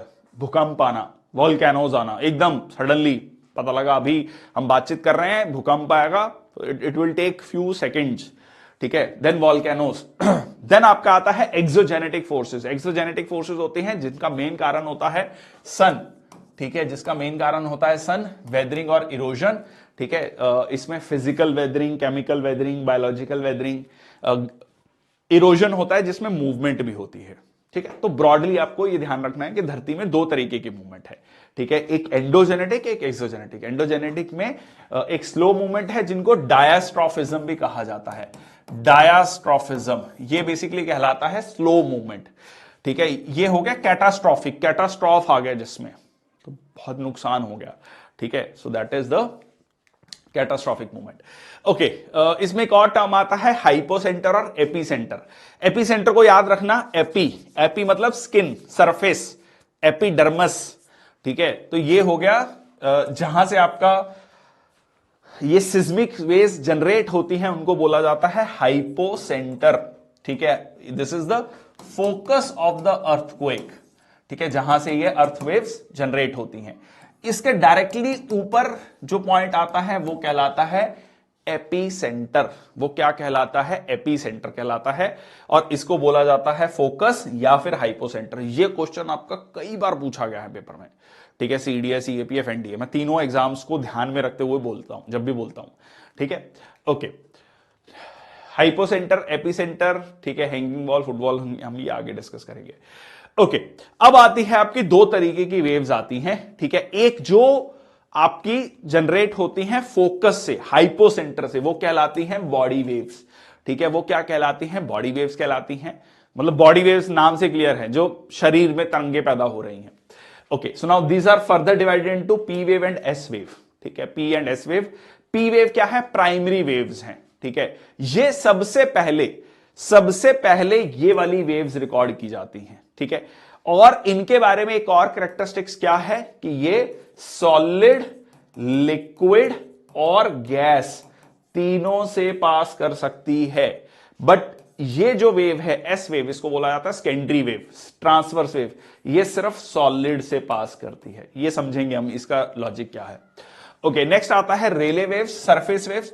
अब ये जो बॉडी वेव्स हैं, जब ये सरफेस पे पहुंचती हैं, सरफेस पे पहुंच के एक नई सेट ऑफ वेव्स जनरेट करती हैं, उनको क्या कहते हैं? इनको बोलते हैं सरफेस वेव्स। ये फर्दर दो पार्ट्स में डिवाइड होती हैं, रिले वेव्स और लव वेव्स, ठीक है। जी हां, बिल्कुल ठीक पढ़ा आपने, लव वेव्स। ओके, ये देखो, ये है आपकी पी वेव्स। पी वेव्स, जिस डायरेक्शन में वेव जनरेट हो रही है उसी डायरेक्शन में मूवमेंट हो रही है, तो इसीलिए इसको क्या कहा गया? लॉन्गिट्यूडनल वेव्स कहा गया, ठीक है। यहां पर अब देखो, लॉन्गिट्यूडनल वेव्स कहा गया। और एस वेव कैसी हैं? एस वेव इस तरीके से हैं, वेवी फॉर्म में, इसीलिए इसको ट्रांसवर्स वेव्स कहा गया, ठीक है। सो अगर पी वेव इस डायरेक्शन में है तो ये मूवमेंट ये वाली मूवमेंट करती हैं, ठीक है। और अगर आप एस वेव को देखोगे तो ये वाली मूवमेंट होती है, ठीक है। और फिर आपका लव वेव्स और रेले वेव्स, सबसे ज्यादा खतरनाक कौन सी हैं? लव वेव्स हैं, ठीक है। तो ये हो गया आपका रेले वेव्स, बिल्कुल तरंगे पैदा कर रही हैं। और लव वेव्स तो बिल्कुल जैसे कहते हैं ना, साइड से भी, ऊपर से, नीचे से, दोनों मूवमेंट हैं, ये वाली भी और ये वाली भी, ठीक है। प्यार था, हिला डाला, चलिए ठुकरा के मेरा प्यार मेरा इंतकाम देखेगी। चलिए, सो लव वेव्स, कोई बेचारा साइंटिस्ट रहा होगा, प्यार का सताया। और ये हो गई आपकी P wave, S wave, love wave और रेले वेव्स। अब बेसिकली होता क्या है, जो आपका ये वेव्स हैं, पी वेव्स हैं, इनमें अगर आप देखोगे तो ये मैंने आपको बताया सॉलिड, लिक्विड और गैस से पास होती है। इनका मोटिव क्या था सिस्मिक वेव से? कैसे पता लगा हमें इंटीरियर ऑफ अर्थ के बारे में? अब यहां पर हमें पता लगा कि यहां पर क्या हो रहा है? रिफ्रैक्शन हो रहा है। रिफ्रैक्शन कब होता है? जब मीडियम चेंज होता है। मीडियम चेंज होता है, तो यहां पर मीडियम चेंज हुआ, यहां पर मीडियम चेंज हुआ। दैट मीन्स मेरे को यह पता लग गया कि ये कोर जो है कुछ अलग मटेरियल से बना है। बट यहां पर मैंने क्या देखा एस वेव के केस में? ये यहां पे क्या हो गई? रिफ्लेक्ट हो गई। रिफ्लेक्ट हो गई तो मतलब क्या हुआ? यहां पर ये या तो लिक्विड से बना है या किससे बना है? हां जी, गैस से बना है, ठीक है। लिक्विड या गैस से बना है, क्योंकि हमने पढ़ा एस वेव सॉलिड से पास होती हैं। तो अब यहां पर हमने ये देखा कि आउटर कोर जो है वो क्या है, वो आपका लिक्विड फॉर्म में है, सॉलिड फॉर्म में कोर है। तो इससे मेरे को क्या पता लगा, इससे मेरे को यह पता लगा कि धरती जो है वो इस तरीके अलग अलग लेयर्स में, सो मोस्ट डिस्ट्रक्टिव, जी हां ठीक है, सबसे डिस्ट्रक्टिव लव वेव्स। चलिए सो ये हो गया आपका इस तरीके, मतलब इस पूरी कहानी का जुगत ये थी, फाइनल कंक्लूजन ये था कि धरती में कई सारी लेयर्स हैं, धरती एक सिंगल लेयर नहीं है, एक सिंगल कॉन्टिन्यूटी नहीं है, ठीक है। और इस तरीके से हमने इसको पाया। ओके तो सबसे पहले हम इसको कन्वर्ट, मतलब इसको डिवाइड करते हैं। सबसे पहला हम देखते हैं क्रस्ट, जिस पे हम उछल कूद कर रहे हैं, अपना घर बना रहे हैं, सब कुछ कर रहे हैं, खेती कर रहे हैं, ठीक है, फैक्ट्रीज बना रहे हैं, वो क्या है, क्रस्ट है। अब इस क्रस्ट को भी दो पार्ट्स में डिवाइड किया गया, एक ओशियानिक और एक कॉन्टिनेंटल, ठीक है। ओशियानिक को कहा गया सीमा, नॉट दैट सीमा हाइदर, सीमा, ठीक है, सियाल और सिलिका और मैग्नीशियम, ठीक है, ये एल्यूमिनियम और सिलिका, ठीक है, ये बीनीथ द सी, ठीक है। अब इसकी एक नई टर्म आ गई है, फेल्जिक और माफिक, ठीक है, फेल्जिक और माफिक। तो ये माफिक कहलाता है और ये फेल्जिक कहलाता है। माफिया भारी है, ओशियानिक क्रस्ट भारी होती है, तो ये सबसाइड करती है। और उसके बाद आपका मेंटल आता है। मेंटल सबसे बड़ी लेयर है, ठीक है जी। क्रस्ट से लेकर 2900 किलोमीटर की डेप्थ पर आपको क्या मिलता है, मेंटल मिलता है। और उसके बाद आपका आता है outer core and inner core, ठीक है। Outer core and inner core जो कि किससे बना है, नीफे से बना है, निकल और आयरन से बना है। ओके अब इसी मेंटल में, इस मेंटल में आपको एक लेयर मिलती है अस्थेनोस्फीयर, ठीक है, जिसका लिटरल मतलब होता है वीक लेयर, ठीक है, जिसमें कि आपको जो आपका मैग्मा है वो एक कन्वेक्शनल करंट की फॉर्म में देखने को मिलता है। हॉट मैग्मा, जैसे चाय में उबाल आता है, पानी में उबाल आता है, पानी ऊपर की तरफ आता है, तो ये वाला यहां पर हीट बहुत ज्यादा है, ये ऊपर की तरफ जा रहा है, ये इस तरफ से मूव कर रहा है, ठीक है। तो ये क्या है, आपका स्थेनोस्फीयर है। स्थेनोस्फीयर के ऊपर क्या है, स्थेनोस्फीयर के ऊपर जो है आपकी क्रस्ट है, ठीक है, लिथोस्फीयर है, ठीक है। इसको हम दो टर्म्स हैं, लिथोस्फीयर, तो लिथोस्फीयर है और ये लिथोस्फीयर ही क्या कर रही है, मूव कर रही है, ठीक है जी। ओके अब ये आता है अर्थ क्रस्ट में कौन कौन से मटेरियल है, अर्थ क्रस्ट किस किस से बनी है।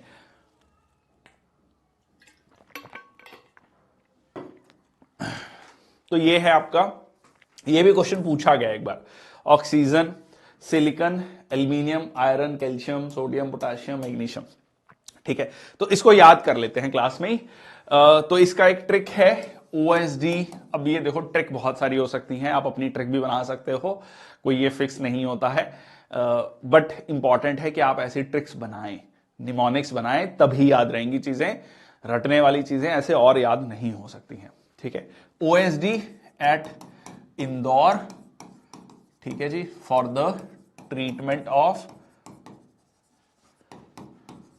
कोरोना 19, वैसे कोविड-19 था बट कोरोना, ठीक है, ये हमारे लिए याद रहेगा। सो OSD ऑक्सीजन, सिलिकॉन, ठीक है, देन आपका एल्यूमिनियम, I से हो गया आयरन, ठीक है, C से हो गया calcium, Na is the short form of sodium, ठीक है, 19 इज ईयर पोटेशियम का एटॉमिक नंबर। OSD होता है officer on special duty, officer on special duty. तो वो भेजा गया है, तो उसने कहा कि सबको 650 mg जो पैरासीटामोल दी जाए, 650 mg, mg से क्या हो गया, मैग्नीशियम। तो ये हो गया oxygen, silicon, aluminium, iron, calcium, sodium, potassium, magnesium, ठीक है। तो ये हो गया सीक्वेंस में, ठीक है। So oxygen, silicon, aluminium, iron, calcium, sodium, potassium and magnesium, ठीक है जी। तो ये होगी आपकी ट्रिक। नेक्स्ट आता है ये जो लेयर्स हैं, ठीक है, लेयर्स हैं, ये जैसे जैसे जिस जिस साइंटिस्ट ने इस लेयर्स के बारे में बताया, उस लेयर का जो नाम है, लेयर मतलब जो हमने अभी डिस्कस किया, क्रस्ट, मेंटल, आउटर कोर और इनर कोर, ठीक है, इसके डिफरेंस के बारे में हमें बताया, मतलब इनके बीच में एक लेयर्स हैं तो उन साइंटिस्ट के नाम से ही हमने उस डिसकंटिन्यूटी का नाम रख दिया। डिसकंटिन्यूटी क्यों बोल रहे हैं कि मतलब यहां पर ये लेयर खत्म हो जा रही है, ये लेयर डिसकंटिन्यू हो जा रही है, नई लेयर शुरू हो रही है, ठीक है, उसके नए फिजिकल केमिकल प्रॉपर्टीज आ रही हैं। तो यहां पर भी एक ट्रिक है, ठीक है, ये भी ट्रिक देख लेते हैं। सीएम राबड़ी जी और लालू जी, ठीक है, ओके। सो कॉनरेड डिसकंटिन्यूटी हो गया क्रस्ट, अपर क्रस्ट और लोअर क्रस्ट के बीच में। मोहरविक डिसकंटिन्यूटी हो गया क्रस्ट और मेंटल के बीच में, ठीक है, क्रस्ट और मेंटल के बीच में। रेपिटी डिसकंटिन्यूटी हो गया अपर और लोअर मेंटल के बीच में, अपर एंड लोअर मेंटल, ठीक है। और ग्यूटेनबर्ग डिसकंटिन्यूटी हो गया मेंटल और कोर के बीच में, मेंटल और कोर के बीच में। और लेहमन डिसकंटिन्यूटी हो गया आउटर एंड इनर कोर के बीच में, ठीक है जी। तो ये हो गया आपका ट्रिक्स, ठीक है, डिसकंटिन्यूटीज को याद रखने की। ओके, नेक्स्ट आता है कॉन्टिनेंटल ड्रिफ्ट थ्योरी, ठीक है। तो एक वैगनर भाई साहब थे जिन्होंने बताया कि कॉन्टिनेंट्स जो हैं लगातार मूव कर रहे हैं, ठीक है जी, और लगभग 200 मिलियन ईयर्स मतलब 20 करोड़ साल पहले ये कॉन्टिनेंट एक ही जगह थे जिसका नाम था पेंजिया। क्या नाम था? पेंजिया। और उसके आसपास में पूरा का पूरा पानी था जिसका नाम था पेंथालासा, ठीक है, पेंथालासा। अब इन्होंने कहा कि ये जो कॉन्टिनेंट्स हैं एक दूसरे से मूव करना शुरू कर दिए। लोग परेशान हो गए, हैं ये भाई साहब क्या बात कर रहे हैं, सारे कॉन्टिनेंट मूव कर रहे हैं, मतलब इतने बड़े बड़े कॉन्टिनेंट मूव कर रहे हैं। तो उन्होंने कहा कि भाई साहब अच्छा एविडेंस बताओ, है ना, जैसे कानून क्या मांगता है, सबूत मांगता है। तो भाई साइंटिस्ट लोगों ने भी सबूत मांगे कि आप सबूत दीजिए। उन्होंने कहा रुकिए मैं भी सबूत दूंगा आपको। तो उन्होंने सबूत दिए। तो सबसे पहले उन्होंने कहा कि देखिए सबसे पहला जो रीजन है, मतलब पहला उन्होंने एविडेंस दिया कि देखो सारे कॉन्टिनेंट एक दूसरे में फिट हो रहे हैं। मतलब ऐसा जैसे बचपन में जिक्सॉ पजल खेलते थे ना, एक मतलब मान लो मैप को फिट करना रहता था एक दूसरे में, तो वैसा ही फिट हो रहा है बिल्कुल प्रॉपरली, ठीक है। तो ये पहला उन्होंने कहा कि ये पहला रीजन है। दूसरा उन्होंने कहा रॉक्स ऑफ सेम एज। उन्होंने कहा कि अगर मैं ब्राजील की यहां की रॉक्स को और अफ्रीका की यहां की रॉक्स को चेक करता हूं तो उनकी एज सेम है भाई साहब। मतलब जो हजारों किलोमीटर दूर है उन दोनों की रॉक्स का कंपोजिशन, उनकी एज भी सेम है। बहुत, और सिर्फ एक जगह नहीं है, ये कई जगह हो रहा है, यहां पर भी हो रहा है, यहां पर भी हो रहा है। तो उन्होंने कहा कि मतलब दया कुछ तो गड़बड़ है। तो वो गड़बड़ यहां पे पता लगी। तीसरा है फॉसिल्स। अब उन्होंने क्या देखा कि कुछ फॉसिल्स होते हैं जीवाश्म, जीवाश्म मतलब जो डेड प्लांट्स एंड एनिमल्स हैं। अब कुछ प्लांट्स एंड एनिमल्स जो यहां पाए जा रहे हैं, जिनके मतलब फॉसिल्स यहां पर पाए जा रहे हैं, वो फॉसिल यहां पर भी पाए जा रहे हैं, वो फॉसिल अंटार्कटिका में भी पाए जा रहे हैं, वो फॉसिल इंडिया में भी पाए जा रहे हैं, ऑस्ट्रेलिया में भी पाए जा रहे हैं। भाई साहब गजब, ये कैसे हो सकता है? वही जानवर जो साउथ अमेरिका में पाया जा रहा है वो इंडिया में भी पाया जा रहा है, वो ऑस्ट्रेलिया में भी पाया जा रहा है। ये कैसे हो सकता है? मतलब ये तभी हो सकता है कि जब ये कॉन्टिनेंट्स एक जगह थे, ठीक है। तो मतलब ये जानवर एक जगह से दूसरी जगह मूव कर रहे थे, मतलब पूरे एरिया में फैले हुए थे। ओके जी। अच्छा, और उन्होंने क्या बताया? उन्होंने बताया टिलेट डिपॉजिट्स। टिलेट डिपॉजिट्स क्या होता है? टिलेट डिपॉजिट्स होता है गोल्ड डिपॉजिट्स, ठीक है, गोल्ड डिपॉजिट्स ऐसे समझ लो। गोल्ड मतलब पानी में गोल्ड है। ऐसा पानी में गोल्ड का मतलब ये मन नहीं है कि मतलब पानी में 5-7 किलो गोल्ड तैरता हुआ आ रहा है, पता लगा कि कहीं शिफ्ट हो गए वहां पे सब बेच बाच के कि वहां पे गोल्ड ढूंढेंगे। मतलब बहुत ट्रेस अमाउंट में गोल्ड है, ठीक है, बिल्कुल मिलीग्राम्स में जो है गोल्ड मिल रहा है। तो यहां पर क्या देखा गया कि अफ्रीका के ये वाला वेस्टर्न अफ्रीका है, यहां पर ट्रेस अमाउंट में गोल्ड पाया जाता है नदियों में, बट इसकी सोर्स रॉक नहीं है। सोर्स रॉक कहां पर है? ब्राजील में है। तो ये कुछ उन्होंने एविडेंस दिए। उन्होंने कहा कि ये सारे एविडेंस, और बड़े टेक्निकल एविडेंस है, मतलब ऐसा नहीं कि रैंडमली सुबह उठ के कहा कि ये सारे कॉन्टिनेंट साथ में थे। तो लोगों ने कहा कि यार भाई साहब बहुत रिसर्च करा है आपने, बहुत वेरी गुड, शाबाश। अब फाइनल मतलब उनसे पूछा गया कि यार ये तो ठीक है, ये तो आपने एविडेंस दे दिए, ये फोर्सेस मूव कैसे, मतलब ये कॉन्टिनेंट मूव कैसे कर रहे हैं, कौन सी फोर्स है, कि कौन सी अदृश्य ताकतें हैं, कौन सी ताकतें हैं जो मूव करा रही हैं? तो उन्होंने कहा कि 2 ताकतें हैं। उन्होंने क्या कहा? 2 ताकतें हैं। 2 ताकतें उन्होंने कौन कौन सी बोली? उन्होंने कहा कि एक तो देखो जो ये ज्वार भाटा आता है, टाइड्स आती हैं, ये क्यों आती हैं? उन्होंने कहा कि जी चांद जो है पानी को अपनी तरफ खींचता है, सूरज भी अपनी तरफ पानी को खींचता है। तो चांद 3,84,000 किलोमीटर दूर, सूरज 15 करोड़ किलोमीटर दूर, अगर वो इतनी ताकत रखता है कि धरती के पानी को अपनी तरफ खींच सकता है, तो कॉन्टिनेंट्स को क्यों नहीं खींच सकता? खींच सकता है कि नहीं खींच सकता? तो उन्होंने कहा कि बहुत कम खींचेगा क्योंकि ये लैंड मास है, पर खींचेगा तो सही। अगर ये बहुत हजारों लाखों सालों तक अप्लाई किया जाएगा तो ये फोर्स उतनी सफिशिएंट होगी। दूसरा चीज उन्होंने कहा कि धरती जब घूम रही है अपने ही एक्सिस पे, तो यहां पर इक्वेटर का रेडियस क्या है, ज्यादा है, उसमें एक बल जा चुका है। ठीक है, अब ये अपने एक्सिस पर बहुत तेजी से घूम रही है, इतनी तेजी से घूम रही है कि यहां पर जो कॉन्टिनेंट है वो धीरे धीरे यहां से मूव कर रहा है। ठीक है, तो ये दो फोर्सेस हैं, पर ये दोनों फोर्सेस इवेंचुअली क्या हुआ कि जब साइंस डेवलप हुई, और ये थ्योरी दी गई थी 1910s में, 1912 में अप्रोक्सीमेटली। अब उसके बाद क्या हुआ कि जब जैसे जैसे टेक्नोलॉजी बढ़ी तो ये पता लगाया गया कि भाई ये फोर्सेस इतनी सफिशिएंट नहीं है कि इतने बड़े कॉन्टिनेंट्स को मूव करते हैं। तो ये सबसे बड़ी कमजोरी रही वैगनर भाई साहब की थ्योरी की कि वो फोर्सेस को नहीं बता पाए। बट इवेंचुअली आर्थर होम्स ने बताया कि भाई नहीं नहीं, जो ये फोर्सेस हैं ये कौन मूव कर रहा है, ये कन्वेक्शनल करंट है। ठीक है, ये कन्वेक्शनल करंट हैं जो इन प्लेट्स को मूव कर रही हैं। अच्छा, ये प्लेट्स क्या होती हैं? ठीक है, ये प्लेट्स क्या होती हैं ये भी हम आगे समझेंगे। ठीक है, ये प्लेट्स को हम समझेंगे। ओके, तो अब फाइनली 1960s में जाकर एक थ्योरी आती है, प्लेट टेक्टोनिक्स थ्योरी।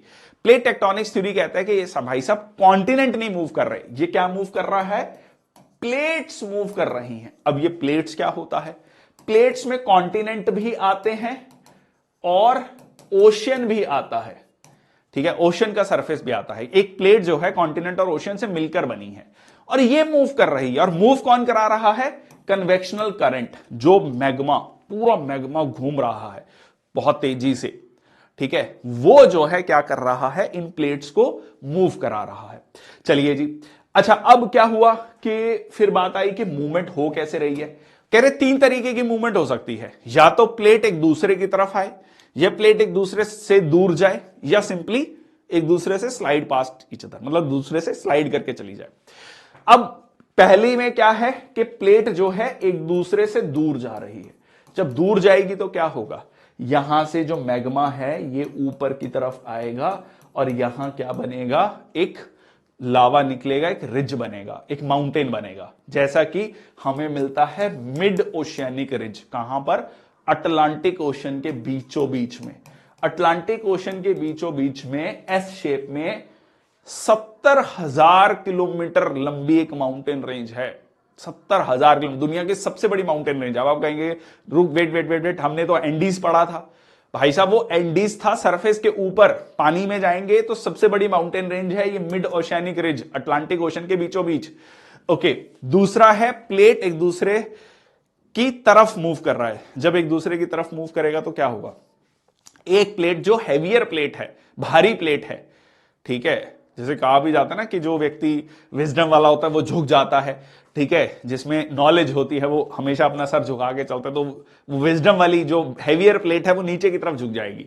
ठीक है, जब वो नीचे की तरफ झुकेगी तो क्या होगा, यहां पर वो मैग्मा के टच में आ जाएगी। मैग्मा के टच में आ गया तो ये बॉयल होना शुरू हो गया, गर्म होना शुरू हो गया। तो अब ये क्या करेगा, ऊपर की तरफ जाएगा बॉयल होके, और यहां पर वॉल्केनोज इरप्ट होंगे। ठीक है, और ये जो है इसको क्या कहा जाता है, डिस्ट्रक्टिव प्लेट बाउंड्री, क्योंकि ये खत्म हो रही है प्लेट। ठीक है, यहां पर इसको क्या कहा जाता है, कंस्ट्रक्टिव प्लेट बाउंड्री, क्योंकि यहां पर कंस्ट्रक्शन हो रही है, कुछ नई चीज बन रही है। और तीसरी हो गई जियो और जीने दो में विश्वास रखने वाली। भाई तुम अपने रास्ते, मैं अपने रास्ते, क्या टेंशन ले रहे हो। ठीक है, तो एक प्लेट इधर, एक प्लेट उधर। ठीक है, तो ये क्या हो गया आपका जो है ट्रांसफॉर्म प्लेट बाउंड्री। ठीक है, तो अब जो है फाइनली हम देखते हैं कौन कौन सी प्लेट्स हैं यहां पर।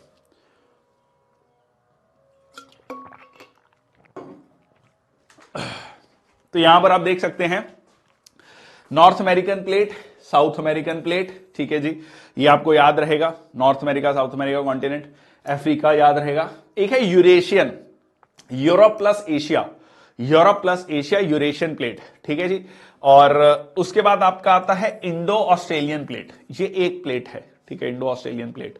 और उसके बाद आपका आता है अंटार्कटिका प्लेट, ठीक है, और एक प्लेट आती है बड़ी प्लेट। तो अब बेसिकली क्या हुआ, ये जो प्लेट की बात कर रहे हैं इसको हमने दो पार्ट्स में डिवाइड कर लिया, मेजर प्लेट और minor plate. Minor plate, major plates कौन कौन सी हो गई, 1 2 3 4 5 6 और 7, ठीक है। तो 7 मेजर प्लेट्स होगी, बाकी माइनर प्लेट्स होगी। माइनर प्लेट्स भी देख लेते हैं, ये भी पूछता है क्वेश्चन। देखो अरेबियन पेनिनसुला में अरेबियन प्लेट हो गई, फिलीपींस के पास में फिलीपींस हो गई, फिलीपीन स्टेट।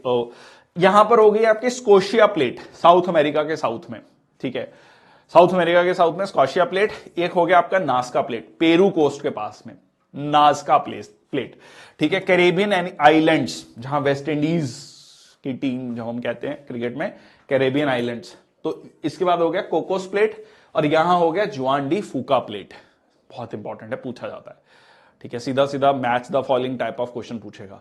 अब इसमें ट्रिक मैंने इसलिए नहीं बनाई है क्योंकि वैसे याद रहेगा, अरेबिया में है, फिलीपीन में है, कैरेबियन प्लेट में है, ठीक है। तो ये आपको याद रहना चाहिए, ठीक है। चलो ओके, नेक्स्ट हम चलते हैं टाइप ऑफ वॉल्केनोज। यहां तक सबको समझ आ रहा है, यस और नो? ये मैराथन सेशन है, ये हम मतलब वैसे मैं मैराथन सेशन में भी कोशिश कर रहा हूं कि बेसिक्स समझाता चलूं, ठीक है। रिवीजन भी इस तरीके से करें कि हमारे कंसेप्ट भी क्लियर हो जाएं। तो जो बच्चे ने अभी तक बिल्कुल भी नहीं पढ़ा है उसको भी आइडिया हो जाए कि हाँ क्या है, मोटा मोटा क्या है, ठीक है। Obviously you can not compare कि जो बच्चा 1 साल से तैयारी कर रहा है कि मैं उस लेवल पे पहुंच जाऊंगा कि नहीं, ठीक है। That would be wrong to say, but yes you will have a fair idea. Okay, so जो बच्चे हैं उनको समझ आ रहा है, अच्छा रिवाइज हो रहा है, चलो good good, thank you. That was the intent कि आपको पेपर में जाने से पहले कॉन्फिडेंस आ जाए, ठीक है। चलो आगे चलते हैं। नेक्स्ट आता है टाइप ऑफ वॉल्केनोस, ठीक है। टाइप ऑफ वॉल्केनोस में sorry, I am really sorry, type of earthquakes, ठीक है, टाइप ऑफ अर्थक्वेक्स। तो अर्थक्वेक के क्या टाइप्स हैं? अब ये टाइप का मतलब क्या हुआ, मतलब अर्थक्वेक तो अर्थक्वेक होता है, भूकंप आ रहा है, ठीक है।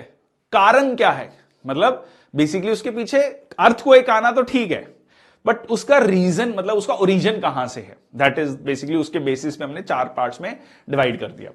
ओके, पहला है टेक्टोनिक प्लेट्स की मूवमेंट में। भाई अब प्लेट अगर सबसाइड करेगी तो ऐसा तो है नहीं यहां कोई मतलब ग्रीस लगी हुई है, बिल्कुल मशीन पार्ट्स की तरह स्मूथ चल रहा है कुछ, ठीक है। तो यहां पर जैसे ही वो प्लेट नीचे की तरफ जाएगी तो एक झटका महसूस होगा, तो ऊपर में आपको एक अर्थक्वेक वेव्स यहां पर देखने को मिलेंगी। ओके, वॉल्केनिक अर्थक्वेक, जहां पर वॉल्केनो आएगा, ठीक है, जहां पर वॉल्केनो आएगा तो वॉल्केनो बेसिकली आता है एक स्मॉल वेंट से, ठीक है, वेंट एक छोटी पाइप से। अब वहां से ह्यूज मैग्मा निकल रहा है, ठीक है। इट इज लाइक आप पाइप को, जब पानी जा रहा होता है, पाइप को प्रेस कर दो फिर पानी को छोड़ो तो एकदम प्रेशर से बाहर आता है ना, सो सिमिलरली दैट वेज।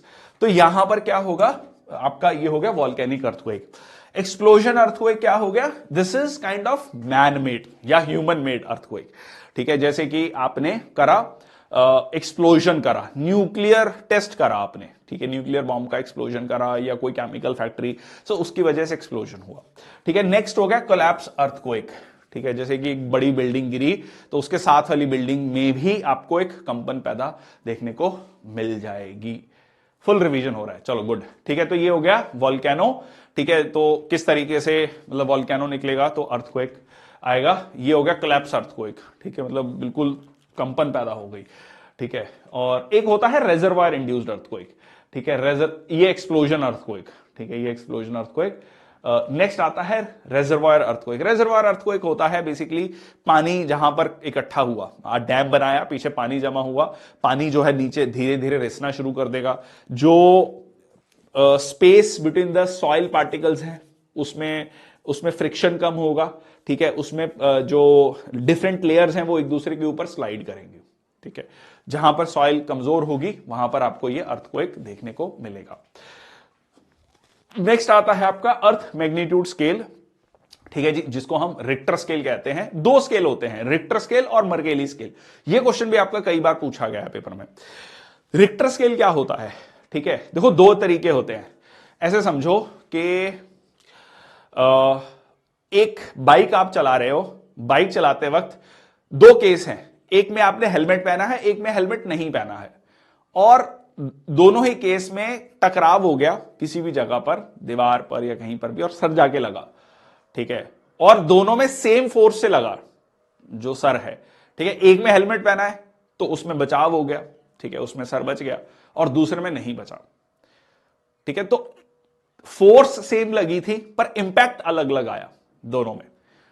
तो यही फर्क है आपका रिक्टर और मर्केली स्केल में। सबसे पहले रिक्टर स्केल क्या है, जो मैंने आपको फोर्स की बात बताई, ठीक है, कि दोनों केसेस में फोर्स सेम लगी। सो रिक्टर स्केल हमें क्या बताता है, फोर्स, या मतलब समझने के लिए मैं एक एनालॉजी ड्रॉ कर रहा हूं, फोर्स, या सिंपली कहें कितनी एनर्जी रिलीज हुई, ठीक है, कितनी एनर्जी रिलीज हुई, ठीक है। तो ये क्या बताता है, आपका रिक्टर स्केल बताता है, ठीक है।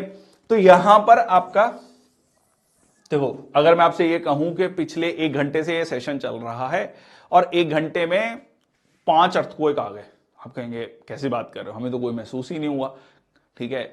तो हो सकता है कोई कहे नहीं जी मैं तो साउथ इंडिया से हूं, आप दिल्ली में बैठे हो, मैं कानपुर में हूं, शायद इसलिए नहीं हमें महसूस हुआ, ठीक है। तो मैं कहूं नहीं नहीं, कानपुर में भी आया था या बेंगलुरु में भी आया था, तो आपको नहीं नहीं ये पॉसिबल नहीं है।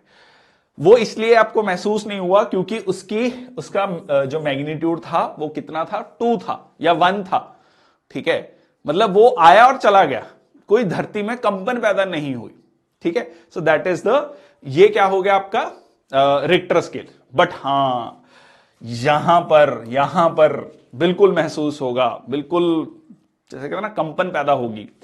और यहां पर सबसे इंटरेस्टिंग पता है क्या है, कि ये जो स्केल है ना, ये लॉगरिदमिक स्केल है। अब ये लॉगरिदमिक स्केल का मतलब क्या होता है, लॉगरिदमिक स्केल का मतलब ये होता है कि इसमें जो एनर्जी रिलीज हो रही है, मतलब अगर मैं 6 की बात करूं और 7 में बात करूं, सो this is not just 1 point, this is exponential growth. मतलब 6 to 7 के बीच में जो एनर्जी का डिफरेंस है वो 7 to 8 में सेम नहीं है।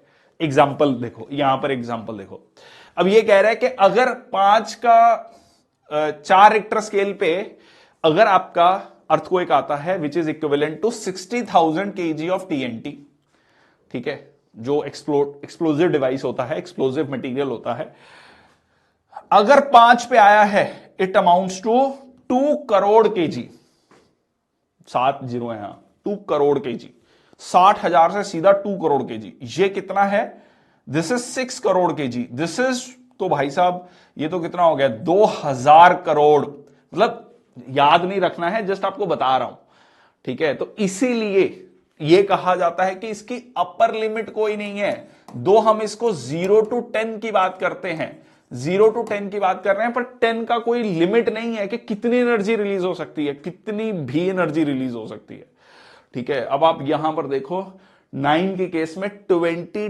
ट्रिलियन kg, ठीक है। So this is unimaginable. चलो एनीवेज, अब दूसरा आता है मॉडिफाइड मर्केली स्केल। मंत्री जी को देखा आपने हवाई सर्वेक्षण करते हुए, जब बाढ़ आती है तो वो देख के कहते हैं हाँ बहुत बाढ़ आया है, बहुत बाढ़ आया है, ठीक है। तो ये वही वाला है, ठीक है, जो हवाई सर्वेक्षण है ना, जो लोग करते हैं, मंत्री जी करते हैं, तो वो वाला है। इसमें बेसिकली बताया जाता है कि कितना नुकसान हुआ, फाइनल नुकसान कितना हुआ। इसमें यह नहीं है कि एनर्जी कितनी रिलीज हुई, ठीक है, कितना नुकसान हुआ। तो ये आपको बताता है मर्केली स्केल, जैसे 6 स्ट्रॉन्ग, वेरी स्ट्रॉन्ग, ठीक है। तो इस तरीके से ये जाता है आपका 1 to 12 के बीच में, ठीक है, 1 to 12 के बीच में।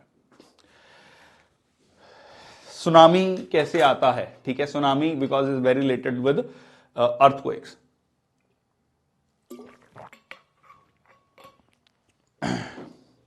देखिए सुनामी आने का एक बहुत बड़ा कारण क्या है, कि जब अंडरग्राउंड, हाँ, रिक्टर स्केल मैग्नीट्यूड को बताता है और मर्केली स्केल इंटेंसिटी को बताता है। वेरी गुड, वेरी गुड, ठीक है। अब ये जो आपका सुनामी है, ठीक है, जब आपका अंडर वाटर, ठीक है, अब आपका मान लीजिए अर्थक्वेक आया तो यहां पर एनर्जी रिलीज हुई, तो एनर्जी क्या होगी, ये ट्रांसफर होगी एनर्जी पानी में, ठीक है, ये पानी में एनर्जी ट्रांसफर होगी। हम ये पढ़ते हैं कि energy is neither created not destroyed. अब ये पानी में ट्रांसफर हुई तो ये जो तरंगे जा रही थी, ठीक है, ये थोड़ा फास्ट चलेंगी, ठीक है, इसमें एनर्जी ट्रांसफर हो गई। अब ये क्या हो रहा है कि यहां वाली जो तरंगे हैं वो वापस आती हैं, बट यहां से और पानी पुश हो रहा है, और पानी पुश हो रहा है, क्योंकि यहां पर बहुत ज्यादा एनर्जी रिलीज हो रही है। जितने में ये वापस आ रहा है उसमें और पानी पहुंच गया, यहां और पानी पहुंच गया।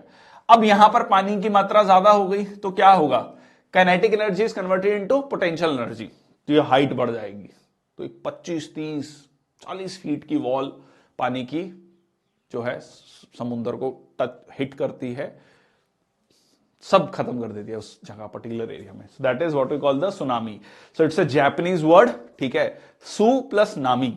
सु मतलब हार्बर, नामी means waves, so this is harbour waves, ठीक है। इसी तरीके से अब हम पूरे के पूरे भारत को अलग अलग अर्थक्वेक जोन्स में डिवाइड कर लेते हैं, ठीक है। जैसे कि अगर आप जो हिमालयस वाला रीजन देखोगे और नॉर्थ ईस्ट का रीजन देखोगे, ये किस में आता है, जोन 5 एंड जोन 4 में आता है।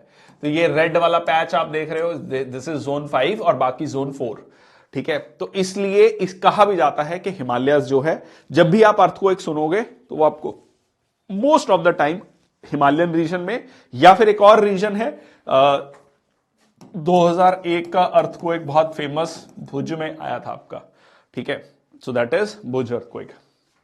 और उसके बाद क्या है आपका, this is the blue patches, ठीक है, this is the blue patch, this is the zone 2, this is a very stable region, बहुत कम चांसेस हैं यहां पर अर्थक्वेक आए, ठीक है। तो इस तरीके से हमने इसको डिवाइड कर रखा है। तो अब इसमें क्वेश्चन कैसे पूछता है कि जैसे गुवाहाटी पूछ लिया, दिल्ली पूछ लिया, कलकत्ता पूछ लिया, चेन्नई पूछ लिया। तो चेन्नई जो है जोन 2 में आता है, कलकत्ता है जोन 3 में जैसे आता है, दिल्ली जोन 4 में आता है, गुवाहाटी जोन 5 में आता है। Match the following type of question पूछा गया है, ठीक है।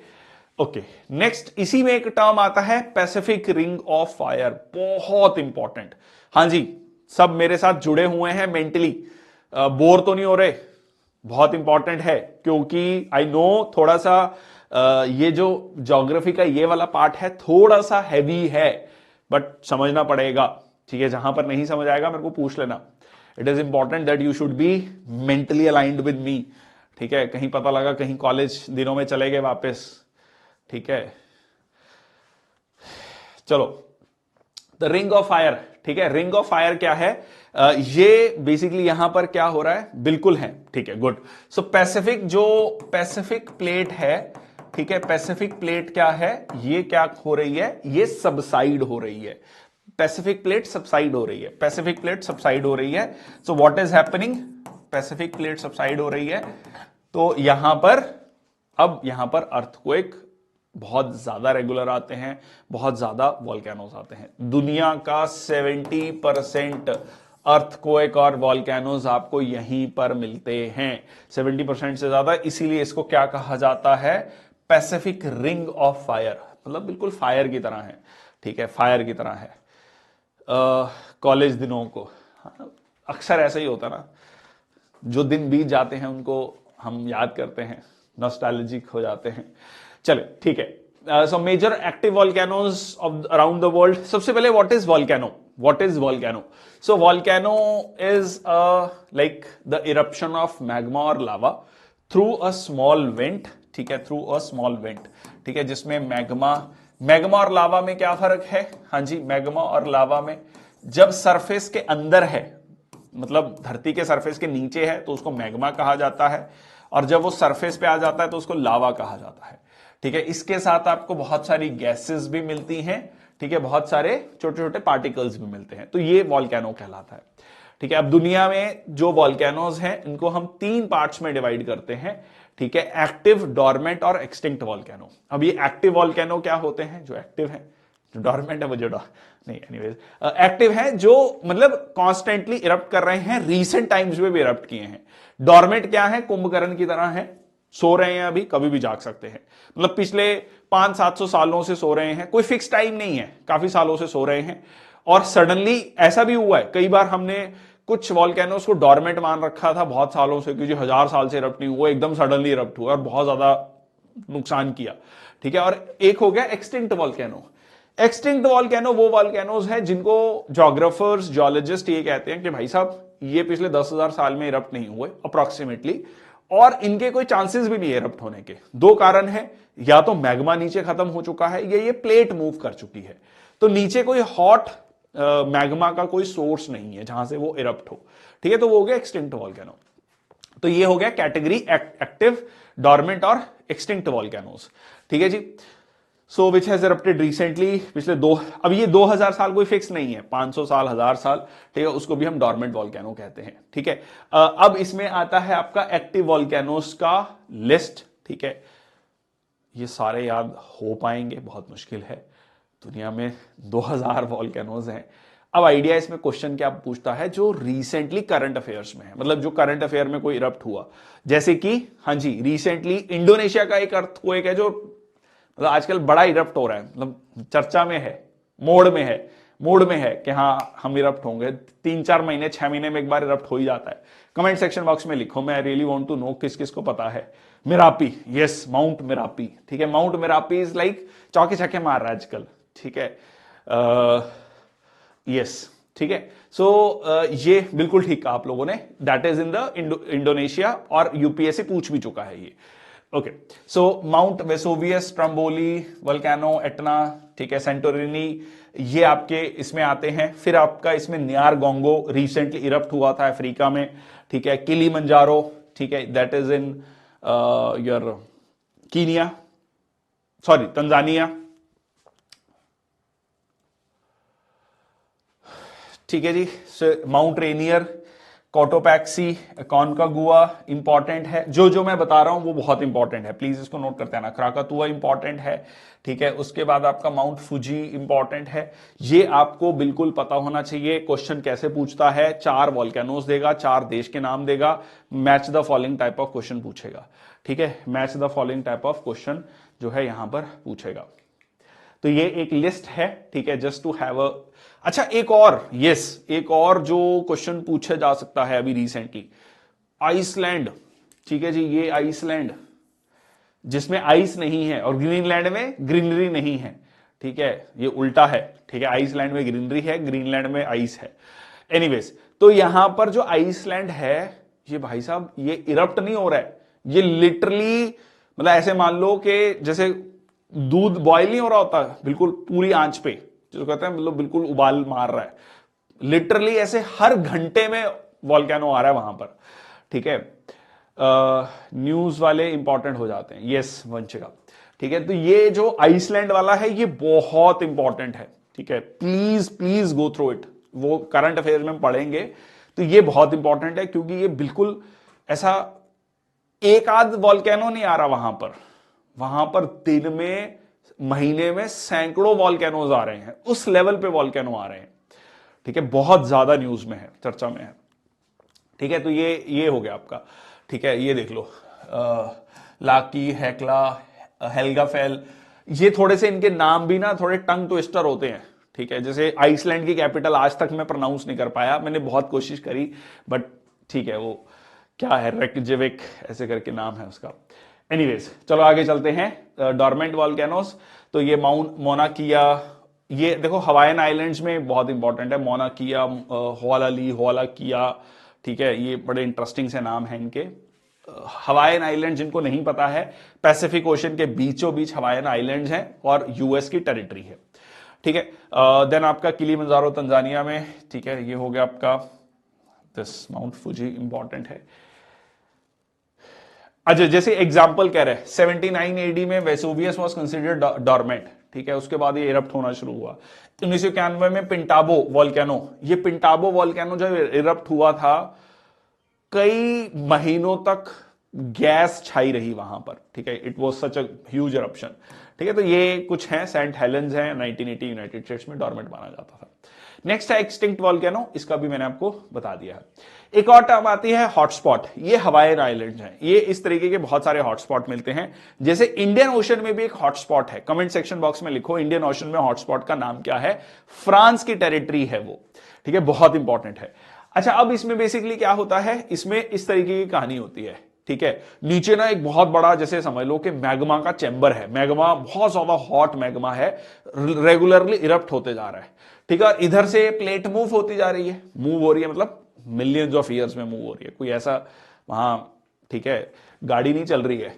तो धीरे धीरे अब ये क्या हो रहा है, चेन ऑफ आइलैंड्स बन रहा है। क्या बन रहा है, चेन ऑफ आइलैंड्स बन रहा है, जैसे जिसको हम कहते हैं जैसे हवाईयन आइलैंड्स, ठीक है। एग्जांपल है हवाईयन आइलैंड्स, कहां पर, आपका पैसिफिक ओशन के बीचों बीच में। रीयूनियन हॉटस्पॉट, वेरी गुड लावण्य, ठीक है। रीयूनियन आइलैंड्स अगर आप इंडियन ओशन में साउथ में देखेंगे, फ्रांस की टेरिटरी है, that is also a hotspot, ठीक है, दैट्स ऑल्सो अ हॉटस्पॉट।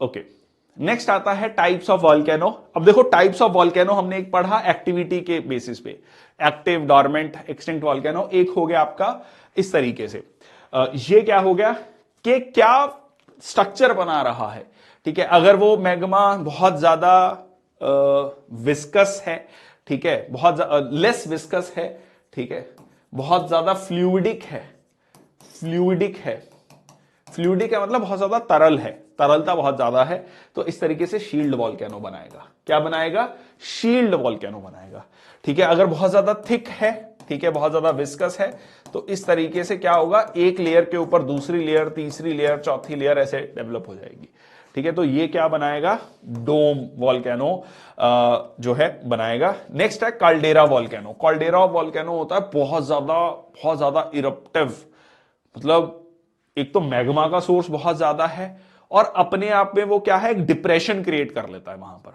ठीक है। इतना ज्यादा मैग्मा इरप्ट होता है, जैसा कि येलोस्टोन नेशनल पार्क है यूएस में, ठीक है। तो magma chamber empties, the centre of the volcano begins to collapse. Okay, next आता है कॉम्पोजिट वॉल्केनो। इसमें क्या होता है, बहुत सारी लेयर्स बन जाती हैं, मतलब बहुत सारे वेंट बन जाते, एक सिंगल वेंट नहीं होता, बहुत सारे मल्टीपल वेंट्स होते हैं, उसमें बनता है कॉम्पोजिट वॉल्केनो, ठीक है, कॉम्पोजिट वॉल्केनो। अब हर बार जो है वॉल्केनो सरफेस पे नहीं आ पाता है, वॉल्केनो नहीं, मैग्मा जो है सरफेस पे नहीं आ पाता है, और कई बार मैग्मा सरफेस के नीचे ही ठंडा हो जाता है, तो उसके बेसिस पे भी डिफरेंट टाइप ऑफ लैंडफॉर्म्स बनते हैं, जैसा कि आता है सिल्स, डाइक्स, ठीक है, सिंडर कोन्स, ठीक है, ये अलग अलग नाम है। अब अगर सरफेस के नीचे लावा ठंडा हो गया बड़ी मात्रा में, उसको बोलते हैं बाथोलिथ। बाथ टब से याद रख लेना, ठीक है, बहुत बड़ा बाथ टब है, बहुत बड़ा मैग्मा का सोर्स है, ठीक है। एस से सिल्स और एस से शीट्स, शीट, ठीक है, ऐसे शीट फॉर्म में, हॉरिजॉन्टल फॉर्म में, ये क्या हो गया आपका सिल्स, ठीक है। एक हो गया डाइक, ठीक है, डाइक, सो ये हो गया वर्टिकल फॉर्म में, ठीक है। एक होता है लैपोलिथ, लैपोलिथ, लैपोलिथ, एक होता है लैकोलिथ। लैकोलिथ हो गया लोकलाइज्ड सेंटर, मतलब ये सरफेस से पास में है, ऐसे समझ लो ये ब्रिगेड सेंटर है, बी से ब्रिगेड सेंटर, ये कंपनी हेडक्वार्टर है बिल्कुल बॉर्डर के पास में, ठीक है, या बटालियन हेडक्वार्टर है, ये हो गया आपका कंपनी हेडक्वार्टर बॉर्डर के पास। ओके, नेक्स्ट आता है लैपटॉप, ठीक है, लैप मतलब ये सॉसर शेप्ड, ठीक है, लैपटॉप, ठीक है, लैप पे आपने लैपटॉप रखा। दूसरा हो गया फाकोलिथ। फाकोलिथ इस तरीके से बनाता है, वेवी शेप बनाता है, ठीक है, एंटीक्लाइन और सिंक्लाइन बनाता है, दैट इज फाकोलिथ, फाकोलिथ, ठीक है। तो ये हो गए आपके अलग अलग नाम, ठीक है, अलग अलग नाम। फ्लड बसाल्ट प्रोविंसेस भी है, बिल्कुल ठीक, ठीक है जी, फ्लड बसाल्ट प्रोविंसेस भी है, ठीक है जी, फ्लड बसाल्ट प्रोविंसेस, बिल्कुल ठीक, ठीक है। वो भी बहुत ज्यादा फ्लूइडिक होते हैं, जैसा कि इंडिया में है डेक्कन लावा वाले केस में। ओके, नेक्स्ट एक टर्म आती है जियो सिंक्लाइन। दो टर्म है इसमें, जियो प्लस सिंक्लाइन। जियो का मतलब होता है अर्थ और सिंक्लाइन का मतलब होता है डिप्रेशन, एक बहुत बड़ा खड्डा, जिसमें दो प्लेट्स जब आपस में एक दूसरे की तरफ मूव कर रही होती हैं, तो क्या होता है, उनके सेडिमेंट्स जो हैं यहां पर डिपॉजिट होना शुरू होते हैं, और यही सेडिमेंट बाद में चलकर फोल्ड हो जाते हैं, फोल्ड हो जाते हैं, और यही क्या बनाते हैं, माउंटेन्स का फॉर्मेशन करते हैं, ठीक है। लैकोलिथ, एक बार फिर लैकोलिथ लोकलाइज्ड से याद रखना, लोकलाइज्ड, लोकलाइज्ड, ठीक है, पास में, इसके पास में, ठीक है, इसके पास में, ठीक है, लोकलाइज्ड। जियोसिंक्लाइन हो गया, एक डिप्रेशन है जिसमें आपका सेडिमेंट इकट्ठा हो गए और ये सेडिमेंट फोल्ड हो रहे हैं, ठीक है, सेडिमेंट फोल्ड हो रहे हैं, ठीक है। सो इस तरीके से देखो ये प्लेट एक दूसरे की तरफ मूव कर रही है और ये देखो ये सेडिमेंट्स इस तरीके से फोल्ड हो गए, ये क्या बन गए, फोल्ड माउंटेन्स बन गए, जैसे हमारा हिमालयाज है, ठीक है, हमारा हिमालयाज है, ठीक है। तो ये आप देख सकते हैं जियोसिंक्लाइन और ये फोल्ड हो गए, ओके। सो फोल्ड माउंटेन्स क्या है, कन्वर्जेंट प्लेट बाउंड्रीज पे, कन्वर्जेंट मतलब दो प्लेट्स एक दूसरे की तरफ मूव कर रही हैं, कंप्रेशनल फोर्सेस हैं, कंप्रेशनल फोर्सेस हैं, और इस प्रोसेस को फोल्डिंग बोलते हैं जी। कॉन्टिनेंट कॉन्टिनेंट कन्वर्जेंस, जैसे कि हिमालयाज हैं हमारे, ठीक है, एक होता है आपका कॉन्टिनेंटल ओशियनिक कन्वर्जेंस। अच्छा, अब एज के हिसाब से हम इसको डिवाइड करते हैं, ठीक है, एज के हिसाब से भी डिवाइड करते हैं। अगर जो fold mountain, very old fold mountains 500 million year से भी पुराने हैं, मतलब 50 करोड़ साल से भी पुराने हैं, तो वो क्या कहलाते हैं, वेरी ओल्ड फोल्ड माउंटेन्स, जैसा कि है ये आपका, हाँ जी, ये है आपका यूएस में, ठीक है, यूएस में। ओल्ड फोल्ड माउंटेन्स हैं 66 से 500 मिलियन ईयर्स एगो में बने हैं, ठीक है, अपलेशन माउंटेन्स, ठीक है, वो था पिछला कैनेडियन शील्ड, ये अपलेशन माउंटेन्स, यूराल माउंटेन्स, ठीक है, this is old fold mountains. Ural mountains के बारे में कहा जाता है कि यूरोप और एशिया को अलग करता है, सेपरेट करता है, नेचुरल बाउंड्री है, ठीक है। तो रशिया का ये वाला पार्ट जो यूराल माउंटेन्स के इधर है वो यूरोप में कहलाता है, और ये वाला पार्ट एशिया में कहलाता है, साइबेरिया वाला पार्ट, ठीक है, ओके। फोल्ड माउंटेन्स, तो ये कौन कौन सी फोल्ड माउंटेन्स हैं, रॉकीज है नॉर्थ अमेरिका में, एंडी साउथ अमेरिका में, एटलस माउंटेन कहां पर, अफ्रीका में, ओके। पायरेनीज, पायरेनीज, ठीक है, ये आपका बाउंड्री बनाता है, ठीक है, किस किस के बीच में, कमेंट सेक्शन बॉक्स में लिखो, फ्रांस और दूसरा देश, ठीक है, बेलाचाओ, बेलाचाओ कहां, कौन सा था, स्पेन, ठीक है, एल्प्स माउंटेन स्विट्जरलैंड, ठीक है, जहां शाहरुख खान जो है इस तरीके के बहुत सारी पिक्चरें हाथ बाहें फैलाकर, ठीक है, Caucasus mountain, greater Caucasus, lesser Caucasus, ठीक है जी। सो नेक्स्ट आपका हिमालयाज, ठीक है, यहां पर ड्रैकन्सबर्ग भी है साउथ अफ्रीका में, पढ़ेंगे हम अलग से, वर्ल्ड ज्योग्राफी को बहुत डिटेल में पढ़ेंगे, चलो। अच्छा, अब जो है किस तरीके के फोल्ड्स बनाता है, किस तरीके के फोल्ड, हाँ, किस तरीके के फोल्ड्स बनाता है। सो सिमेट्रिकल फोल्ड, मतलब अगर वो बिल्कुल इस तरीके से फोल्ड हो गया, सिमेट्रिकल फोल्ड। अगर वो एसिमेट्रिकल, अब ये मेरी फिंगर्स हैं, ये एक तरफ ज्यादा फोर्स लग रही है, मैं तोड़ नहीं सकता उंगलियां, ठीक है, भावनाओं को समझो, शब्दों में क्या रखा है। सो एसिमेट्रिकल फोल्ड, तो एसिमेट्रिकल हो गया, देन आपका ओवरटर्न्ड रिकम्बेंट फोल्ड्स, ये कहलाता है। एक केस में टर्म आता है रिकम्बेंट फोल्ड, ठीक है, तो ये एक्सियल प्लेन है, ठीक है, ये एक्सियल प्लेन है, एक्सियल प्लेन ये वाला, ठीक है, ये वाला, ठीक है। सो दिस इज, अब ये जब एक्सियल प्लेन हॉरिजॉन्टल हो जाता है, इसको बोलते हैं रिकम्बेंट फोल्ड, ठीक है, इसको क्या बोलते हैं, रिकम्बेंट फोल्ड बोलते हैं। चलो आगे चलते हैं, हिमालयन फ्रंटल थ्रस्ट, ठीक है, ये इस पे मैं आगे डिस्कशन करूंगा। नेक्स्ट आता है आपका, हाँ जी, अभी हमने फोल्डिंग करी थी, एक आता है फॉल्टिंग, फॉल्टिंग, फॉल्टिंग, फॉल्टिंग क्या होता है, कोई मेरे को प्लीज कमेंट सेक्शन बॉक्स में जल्दी से लिख दो, ठीक है, आप लोगों की तरफ से ज्यादा वो नहीं आ रहा, रिस्पॉन्स आना चाहिए, ठीक है, तुरंत रिस्पॉन्स आना चाहिए, माइंड एक्टिवली, ओके। सो देखो दो तरीके हो सकती हैं, एक क्रैक, फॉल्टिंग होता है क्रैक, बेसिकली एक तो हो गया कि मान लो मेरे पास आयरन की रॉड है, मैं उसको कंप्रेस करना शुरू कर दूं, तो उसमें एक बेंड आ गया, मतलब वो टूटी नहीं, बेंड हो गया, नहीं होता हम किसी चीज को बेंड कर देते हैं, और एक हो गया किसी में क्रैक आ गया, टूट गई, ठीक है, जैसे दिल टूट जाता है, शीशा हो या दिल हो, आखिर टूट जाता है, ठीक है, तो वैसे ही रॉक्स भी कई बार टूट जाती हैं, ठीक है, रॉक्स भी क्या हो जाती हैं, क्रैक हो जाती हैं, हाँ, क्रैकिंग, बिल्कुल ठीक। सो यहां पर क्या होता है कि ये इस तरीके का आपको चीज देखने को मिलता है, तो ये क्रैक हो गया बेसिकली, ठीक है, ये दो चीजें अलग हो गई, ठीक है, क्रैकिंग हो गई। तो यहां पर क्या होगा, एक आपकी रिफ्ट वैली बनती है, जैसे कि ग्रेट अफ्रीकन रिफ्ट वैली। अपर जो पार्ट है इसमें बोला जाता है हॉर्स्ट और ग्रेबन, ठीक है, हॉर्स्ट और ग्रेबन, हॉर्स्ट है अपर पार्ट, ठीक है, ब्लॉक माउंटेन कहलाता है, ठीक है, हॉर्स्ट अपर पार्ट कहलाता है ब्लॉक माउंटेन, और ग्रेबन कहलाता है रिफ्ट वैली, ठीक है, रिफ्ट वैली। अब आप पूछोगे ये क्या है? देखो ऐसा होता है ना, एक होता है डॉक्टर की लैंग्वेज, एक होता है आम भाषा की, ठीक है। जैसे आप नॉर्मली क्या कहते हो? आप कहते हो शुगर हो गया जी, शुगर हो गया, डॉक्टर कहता है डायबिटीज मेलिटस, ठीक है, अंग्रेजी थोड़ा मतलब सोफेस्टिकेटेड। वैसे ही है, जो आप अगर ज्योग्राफर से पूछोगे वो बोलेगा हॉर्स्ट और ग्रेबन, ठीक है, वो कहेगा ब्लॉक माउंटेन नहीं बोलते हैं, ठीक है, इसको हॉर्स्ट और ग्रेबन बोलते हैं।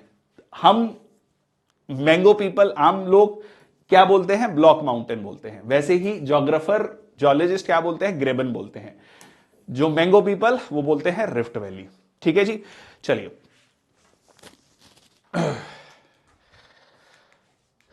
ये देख लो, इस तरीके से जो है, अब बहुत मिलियंस ऑफ ईयर्स के बाद जब आप लोग रीबर्थ लेंगे, कहते ना पुनर्जन्म होगा, तो ये अफ्रीका का ये वाला हिस्सा इंडिया के साथ जुड़ा होगा, ठीक है। तो ये लोग भी बोल रहे होंगे भारत माता की जय, तो ये जो पार्ट है ये भारत के साथ जुड़ चुका होगा। चलिए तो इस तरीके से देखो क्रैक हो रहा है। चलिए एक आता है डोम माउंटेन। डोम माउंटेन में क्या हो रहा है कि जो वॉल्केनो है ये ऊपर की तरफ आ रहा है, मतलब मैग्मा ऊपर की तरफ आ रहा है, इसने ठंडा हो गया ये ऊपर आके, इसने इसको हिट किया, इसने कोशिश तो करी कि मैं बाहर की तरफ आऊं पर आ नहीं पाया, तो यहां पर इस तरीके के डोम माउंटेन बना दिया, इसको डोम माउंटेन्स बोलते हैं। नेक्स्ट आता है seismic gap theory. Seismic gap theory क्या कहता है? वो गैप्स अर्थक्वेक्स में जहां पर बहुत सालों से अर्थक्वेक नहीं आया है, ठीक है, आ सकता है, कभी भी आ सकता है, पर बहुत सालों से नहीं आया है, उसको बोलते हैं सिस्मिक गैप, ठीक है। जैसा कि आपको मिलता है हिमालयज में, ठीक है, और कहां पर मिलता है? तुर्की में, ठीक है, तुर्की में इस्तांबुल, इस्तांबुल जो बहुत फेमस शहर है। सिमिलरली कैलिफोर्निया में सैन एंड्रोस फॉल्ट। तो ये क्या है? सिस्मिक गैप्स हैं जहां पर बहुत सालों से अर्थक्वेक्स नहीं आए हैं, but it can happen any time, ठीक है, मतलब आने का अंदेशा है वहां पर। ओके, नेक्स्ट आता है वेदरिंग एंड इरोजन। वेदरिंग क्या होता है? किसी पार्ट का छोटे छोटे पार्ट्स में डिवाइड हो जाना, टूट जाना, ठीक है, जैसे आप किसी पे हथौड़ी मारोगे या लाइक हैमर से हिट करोगे तो छोटे छोटे पार्ट्स में डिवाइड हो जाएगा। दूसरा है इरोजन, जब वो मूव कर जाए, एक जगह से दूसरी जगह मूव कर जाए तो उसको इरोजन कहते हैं। So there should be transportation of material also, ठीक है। सो ये आप यहां पर देख सकते हैं, ये टूट के यहां पर आ गया, सो दैट इज वेदरिंग, यहां पर टूट के यहां चला गया, दैट इज इरोजन। अब तीन तरीके की रॉक्स होती हैं, इग्नियस रॉक्स, सेडिमेंट्री रॉक्स और मेटामॉर्फिक रॉक्स। इसको बोलते हैं हिंदी में अग्निय चट्टाने, ठीक है, इसको बोलते हैं, हाँ जी, दैट इज रूपांतरित चट्टाने। और सेडिमेंट्री रॉक्स हो गई layered rocks, basically I am getting the Hindi का वर्ड मेरे दिमाग से स्किप हो रहा है। सो दिस इज अग्निय चट्टाने, जैसे आएगा मैं आपको बताऊंगा, ठीक है। ओके, सो केमिकल वेदरिंग, जिसमें केमिकल्स इन्वॉल्व हैं। केमिकल इन्वॉल्व कैसे हो सकते हैं? जैसा कि आप कह सकते हैं पानी है, उसमें रिएक्शन हुआ, कोई एसिड है, ठीक है, माइक्रो ऑर्गेनिजम्स हैं, उन्होंने जो भी उनका वेस्ट है, ठीक है, या फिर उन्होंने जो भी रिलीज किया उसकी वजह से केमिकल फॉर्मेशन हुआ, उसकी वजह से इरोजन हुआ। जैसा कि वॉर्म्स हैं, अर्थ वॉर्म्स हैं, ठीक है, तो वो क्या करते हैं? वहां पर केमिकल इरोजन करते हैं। तो इस तरीके से या फिर लाइमस्टोन है, पानी में घुल गया, डोलोमाइट है, पानी में घुल गया, ये लाइकेंस एंड मॉसेस हैं, ठीक है, इनकी वजह से इरोजन हुआ, ठीक है। ये आपका आता है बायोलॉजिकल वेदरिंग में, ठीक है, ये आता है आपका बायोलॉजिकल वेदरिंग में। और एक आता है आपका मैकेनिकल वेदरिंग, ठीक है, एक आता है मैकेनिकल वेदरिंग, जो कि सिंपली टेम्परेचर के बढ़ने कम होने से होता है। एक्सफोलिएशन, जैसे प्याज में क्या होता है? लेयर्स होती हैं, एक लेयर हट गई, दूसरी लेयर हट गई, वैसे ही exfoliation. So deep rock slowly uncovered by the erosion of underlying rocks, ये क्या कहलाता है? एक्सफोलिएशन कहलाता है। अब ये हमने igneous rock, sedimentary rock, metamorphic rocks क्यों पढ़ा? क्योंकि इसमें एक टर्म आता है रॉक साइकिल का, ठीक है, क्या आता है? रॉक साइकिल का। रॉक साइकिल क्या कहता है कि मैग्मा है, ध्यान से देखना इसको, मैग्मा है, मैग्मा सॉलिडिफाई हुआ, इग्नियस रॉक बना, इग्नियस रॉक का जो है इरोजन हुआ, वेदरिंग हुआ, तो सेडिमेंट बना, सेडिमेंट से एक एक लेयर सेडिमेंट इकट्ठा होता गया, क्या बन गया आपका? सेडिमेंट्री रॉक बन गया।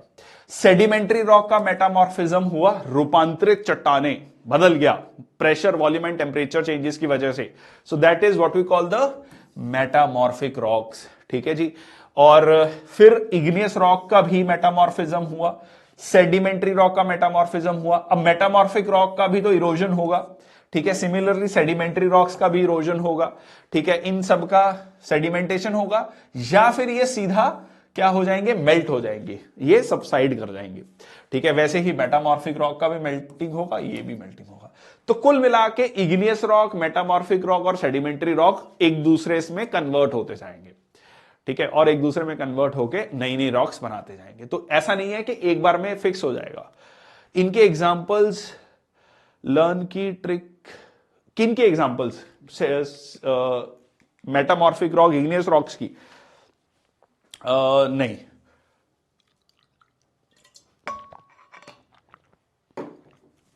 ठीक है। I make some trick igneous rock की, मेटामॉर्फिक रॉक की, then I share with you, ठीक है।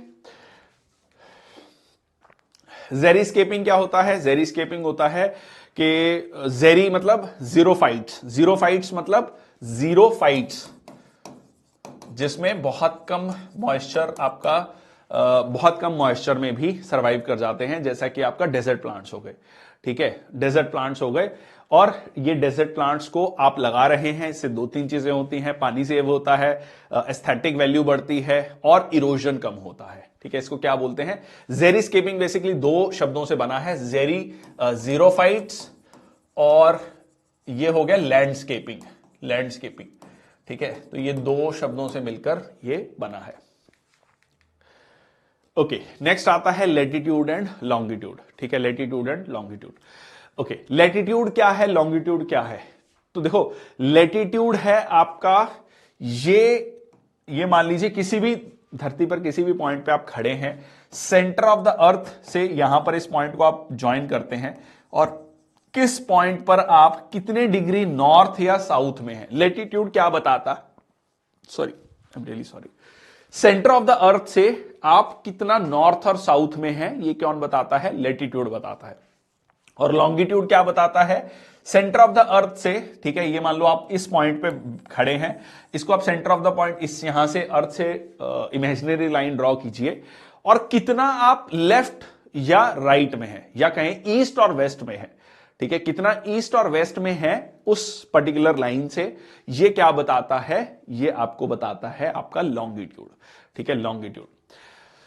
लेटीट्यूड में अगर हम बात करें तो 5 इंपॉर्टेंट लाइंस हैं, ठीक है। एक है आपका Arctic circle, tropic of Cancer जिसको हम कर्क रेखा भी कहते हैं, इक्वेटर भूमध्य रेखा, ट्रॉपिक ऑफ कैप्रिकन मकर रेखा, और उसके बाद हो गया अंटार्कटिक सर्कल, ठीक है। So equator is 0 degree, so this is 23.5 degree north, so this is 66.5 degree north. Similarly this is 23.5 degree south. अब ये सवाल आता है कि हमने ये 23.5 डिग्री क्यों लिया? 25 डिग्री ले लेते, थोड़ा आसान रहता, 20 डिग्री ले लेते, तो 23.5 डिग्री क्यों लिया? क्योंकि धरती जो है अपने एक्सिस पर टिल्टेड है, ठीक है। कितना? 23 डिग्री। अगर ये स्ट्रेट लाइन है तो यहां से 23.5 डिग्री ये टिल्टेड है, ठीक है। So if I have to say कि ये this is a straight line, और ये हमारी धरती इस तरीके से टिल्टेड है, and so this is 23.5 degree, ठीक है जी। ओके, इक्वेटर से ट्रॉपिक ऑफ कैंसर और ट्रॉपिक ऑफ कैप्रिकन के बीच का जो ए रीजन है, इसको बोला जाता है टॉरिड जोन, ठीक है जी। एंड फिर बोला जाता है टेम्परेट जोन, और फिर बोला जाता है फ्रिजिड जोन, ठीक है, फ्रिजिड जोन।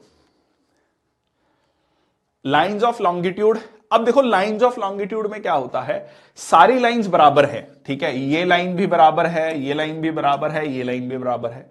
अब सवाल आता है कि जब मैं वेस्ट या ईस्ट की बात करता हूं, किसके वेस्ट और ईस्ट में, है ना? ये तो रेफरेंस लेना पड़ेगा ना कोई रेफरेंस लाइन लेनी पड़ेगी।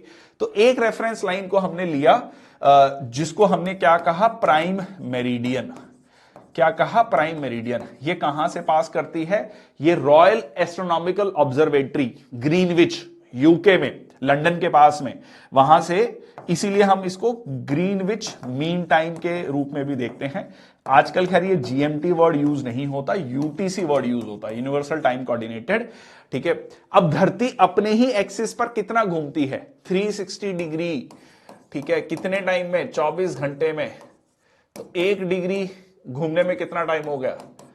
तो ये हो गया आपका 4 मिनट। ठीक है, कितना? 4 मिनट, या सिंपली कहें तो 15 डिग्री में 1 घंटा। तो धरती अपने ही एक्सिस में 15 डिग्री घूमता है 1 घंटे में। अब इस पे बहुत बार क्वेश्चन पूछता है, ठीक है, बहुत बार क्वेश्चन पूछता है कि जी आप मान लो ऑस्ट्रेलिया में हो, ठीक है, इस पर्टिकुलर डिग्री ईस्ट लॉन्गिट्यूड पे हो और वहां पर सुबह के 6 बज रहे हैं, तो बताओ इतने डिग्री वेस्ट पर कितना टाइम हो रहा होगा। ठीक है, तो ये अपने आप में एक पूरा का पूरा न्यूमेरिकल क्वेश्चन पूछता है। उसका एक तरीका सिंपल सा ये है कि आपको बेसिकली क्या करना रहता है।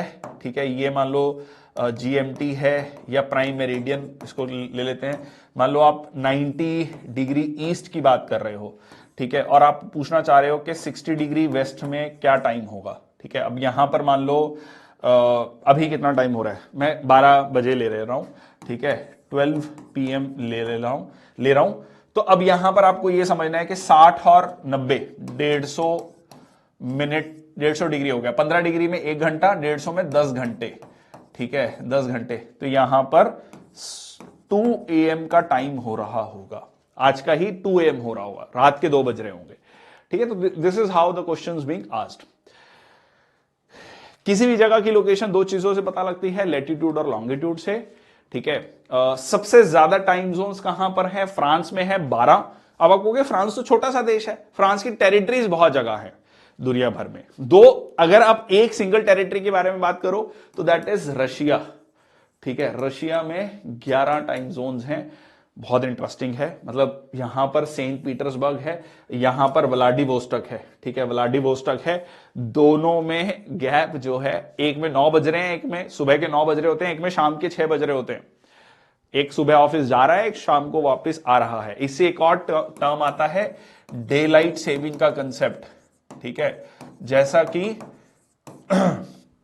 To save the daylight, मतलब दिन में सारा काम हो जाए, आपको लाइट, इलेक्ट्रिसिटी की कम से कम जरूरत पड़े, तो आप ऑफिस के टाइमिंग्स को भी आगे पीछे करते हो। ठीक है, सो उसको क्या कहा जाता है? Daylight saving. Okay, next आता है इंटरनेशनल डेट लाइन, बहुत इंपॉर्टेंट। ठीक है जी, इंटरनेशनल डेट लाइन जो है, सबसे पहले कि ये जिगजैग है। क्यों जिगजैग है? क्योंकि आप ये जो सेम पॉइंट है, मतलब जस्ट लाइन के एक स्टेप इधर और एक स्टेप उधर, इसमें पूरा 1 दिन का फर्क है जी। ठीक है, 1 दिन का फर्क है। क्यों? क्योंकि ये 180 डिग्री ईस्ट भी है और ये 180 डिग्री वेस्ट भी है। ठीक है, तो 180 डिग्री मतलब 12 घंटे। ठीक है, तो अभी मान लो अगर 11 बज रहे हैं, तो एक में 11 PM और दूसरे में भी 11 PM, पर दोनों में 1 दिन का डिफरेंस है। आज अगर तारीख है 7 मार्च, तो मान लो GMT में इतना टाइम हो रहा है, तो एक में 11 AM 6 मार्च के हो रहे होंगे और एक में 7 मार्च के रात के 11 बज रहे होंगे। तो इसलिए जो ग्रुप ऑफ आइलैंड्स हैं वो एक ही टाइम यूनिट में हो, उनको एडमिनिस्ट्रेटिव कन्वीनियंस रहे, प्रशासनिक सुविधा रहे, इसलिए उन ग्रुप ऑफ आइलैंड्स को चॉइस दी गई कि आप इस वाले टाइम जोन में आना चाहते हो या इस वाले टाइम जोन में आना चाहते हो। तो इसलिए जो है ये इंटरनेशनल डेट लाइन आपको इस तरीके से जिगजैग मिलती है। Ideally it should be straight line, but just for administrative convenience. ठीक है, ये देख लो। ठीक है, अब ये देखो, ये यहां पर ये एल्यूशन आइलैंड्स हैं, एल्यूशियन आइलैंड्स हैं, जो कि यूएस का पार्ट है। वो रशिया का टाइम जोन क्यों फॉलो करेंगे? ठीक है, सिमिलरली यहां पर छोटे छोटे आइलैंड्स हैं, जैसे फिजी है। अब वो ऑस्ट्रेलिया के ज्यादा क्लोज हैं। ठीक है, ऑस्ट्रेलिया से ज्यादा, ऑस्ट्रेलिया न्यूजीलैंड से, तो वो ऑस्ट्रेलिया न्यूजीलैंड का टाइम जोन फॉलो करना चाहेंगे। ठीक है, इंडिया में हम यूज करते हैं 82.5 डिग्री। तो 82.5 डिग्री कितना आता है? 5 घंटे 30 मिनट। अब अगर मैं ये कहता हूं इंडिया में आज अभी के समय पर 11:30 हो रहे हैं, तो वहां पर कितना टाइम हो रहा होगा? कहां पर? GMT में। तो सुबह के 6 बज रहे होंगे, ठीक है, 6 5 11 और ठीक है 11:30, सुबह के 6 बज रहे होंगे वहां पर। नेक्स्ट आपका आता है समर सॉलिस्टिस और विंटर सॉलिस्टिस। देखो धरती अपने एक्सिस पर टिल्टेड है, अपने एक्सिस पर घूम रही है, तो इसमें क्या होता है, एक पर्टिकुलर टाइम पीरियड ऐसा आता है जिसमें कि हम यहां पर आप देख सकते हैं कि सनरेज जो हैं ये है आपका ट्रॉपिक ऑफ कैंसर, ठीक है, ट्रॉपिक ऑफ कैंसर, कर्क रेखा, कर्क रेखा। तो 22 जून के दिन इस जो सनरेज हैं ये डायरेक्टली क्या हो रही हैं, 90 डिग्री पर फॉल कर रही हैं, ठीक है, धरती पर 90 डिग्रीज पर फॉल कर रही हैं। और ये वाला जो पार्ट है, ठीक है, यहां पर पूरा का पूरा सूरज की किरणें पहुंच रही हैं, बट यहां पर 66.5 डिग्री साउथ पर यहां पर टेंजेंट बन रहा है और ये क्या हो रहा है, सनरेज टच करके चली जा रही हैं। तो ये वाले पार्ट में आपको सनरेज नहीं मिल रही हैं, बिल्कुल अंधेरा है, इसीलिए कहा जाता है यहां 6 महीने रात 6 महीने दिन है। अब ये हो रहा है 22 जून के दिन। अब 22 दिसंबर के टाइम पर क्या हो रहा है, ठीक है, ये देख लो, ठीक है। तो अब ये हो रहा है कि ये वाला जो आपका ट्रॉपिक ऑफ कैप्रिकन है, tropic of Capricorn that is मकर रेखा, ठीक है, वहां पर सनरेज 90 डिग्री पर है और यहां पर अगर आप देखोगे यहां पर ये टच करके चला जा रहा है, तो ये वाले पार्ट में सनरेज पहुंच ही नहीं रही और यहां पर सनरेज पूरी पहुंच रही है, ठीक है। तो इसीलिए क्या होता है, इसको हम बोलते हैं विंटर सॉलिस्टिस, ठीक है, विंटर सॉलिस्टिस। तो यहां पर सनरेज ये हो गया 66.5 डिग्री नॉर्थ, तो यहां पर क्या होगा, अंधेरा होगा, ठीक है, लाइट नहीं होगी, ठीक है। तो ये आपका एक कंसेप्ट है। सो यहां पर इन शॉर्ट अगर हम इसको देखें तो यहां पर आप देख सकते हैं June 21 summer solstice northern hemisphere के कंटेक्स्ट में, ठीक है, इक्विनॉक्सेस ऑटम और vernal equinox and autumnal equinox, ठीक है जी। जहां पर आपको लगे कि you got exhausted please do let me know. Then आपका एक छोटा टर्म आता है सोलर इक्लिप्स। सोलर इक्लिप्स कब होता है, जब सन और अर्थ के बीच में मून आ जाता है, शेडो हो जाती है, हम कहते हैं सूर्य ग्रहण लग गया, ठीक है, सूर्य ग्रहण लग गया। तो यहां पर जो कंप्लीट डार्कनेस का टाइम है उसको उम्ब्रा और पार्शियल को पेनम्ब्रा कहा जाता है। तो पीपी से याद रखना, पार्शियल और पी से पेनम्ब्रा, पार्शियल डार्कनेस और ऊ से उम्ब्रा, ठीक है। और दूसरा होता है ल्यूनर एक्लिप्स जिसमें कि धरती बीच में आ जाती है, तो यहां जो मून है उस पे डार्कनेस होती है, ठीक है, चंद्र ग्रहण। और इसमें भी वो उम्ब्रा और पेनम्ब्रा का कंसेप्ट है, कंप्लीट डार्कनेस और पार्शियल डार्कनेस, ठीक है जी। चलो अब ये लैंडफॉर्म्स हैं, ये लैंडफॉर्म्स हम शाम वाले लेक्चर्स में करेंगे, शाम वाले लेक्चर में करेंगे। शाम वाले लेक्चर में अभी हम 3 चीजें पढ़ने वाले हैं, लैंडफॉर्म्स पढ़ने वाले हैं, ठीक है। और लैंडफॉर्म्स को देखो, मैं बहुत सारी स्लाइड्स हैं, हम बहुत डिटेल में नहीं जाएंगे, बट आपको इंपॉर्टेंट लैंडफॉर्म्स पता होने चाहिए। तो हम ये 2 कोशिश करेंगे शाम वाले लेक्चर में। पहले हम क्लाइमेटोलॉजी और ओशनोग्राफी से ही शुरू करेंगे, फिर आखिरी में जो लैंडफॉर्म्स का पार्ट बचा हुआ है वो डिस्कस कर लेंगे, ठीक है। सो आई होप पूरे सेशन में आपको अंडरस्टैंडिंग भी हुई है, रिवीजन भी हुई है और चीजें याद भी हुई हैं, ठीक है। 3 मोटिव हैं, रिवीजन भी हो जाए शॉर्ट में और समझ भी आ जाए और चीजें जो है लॉन्ग टर्म मेमोरी में जाए। तो शाम को 5 बजे मिलेंगे इसी टॉपिक को, उसमें हम क्लाइमेटोलॉजी और ओशनोग्राफी और ये लैंडफॉर्म्स का टॉपिक डिस्कस करेंगे, ठीक है। सिमिलरली कल मॉर्निंग में जो 10 बजे का सेशन होगा उसमें इंडियन ज्योग्राफी डिस्कस होगा और शाम को जो 5 बजे वाला सेशन होगा उसमें वर्ल्ड ज्योग्राफी और इन्वायरमेंट इकोलॉजी और मिसलेनियस टॉपिक्स डिस्कस करेंगे। बहुत बहुत धन्यवाद सर। इस लेक्चर के बाद हमें क्या करना है, शाम से पहले आपको इस लेक्चर से पहले क्लाइमेटोलॉजी, ओशनोग्राफी जहां से भी आपने पढ़ा है, ठीक है, जिस भी नोट से आपसे पढ़ा है उसको रिवाइज कर लेना है, ताकि जब मैं डिस्कस करूं तो सारी चीजें आपके माइंड में जा रही हों, जिसमें कि क्लाइमेटोलॉजी में स्ट्रक्चर कॉम्पोजिशन ऑफ एटमॉस्फेयर है, ठीक है, उसके अलावा विंड्स हैं, प्रेशर बेल्ट्स हैं, ओशन करंट्स हैं, टाइड्स हैं, सैलिनिटी है, ये टॉपिक्स पढ़ लेने हैं, ठीक है।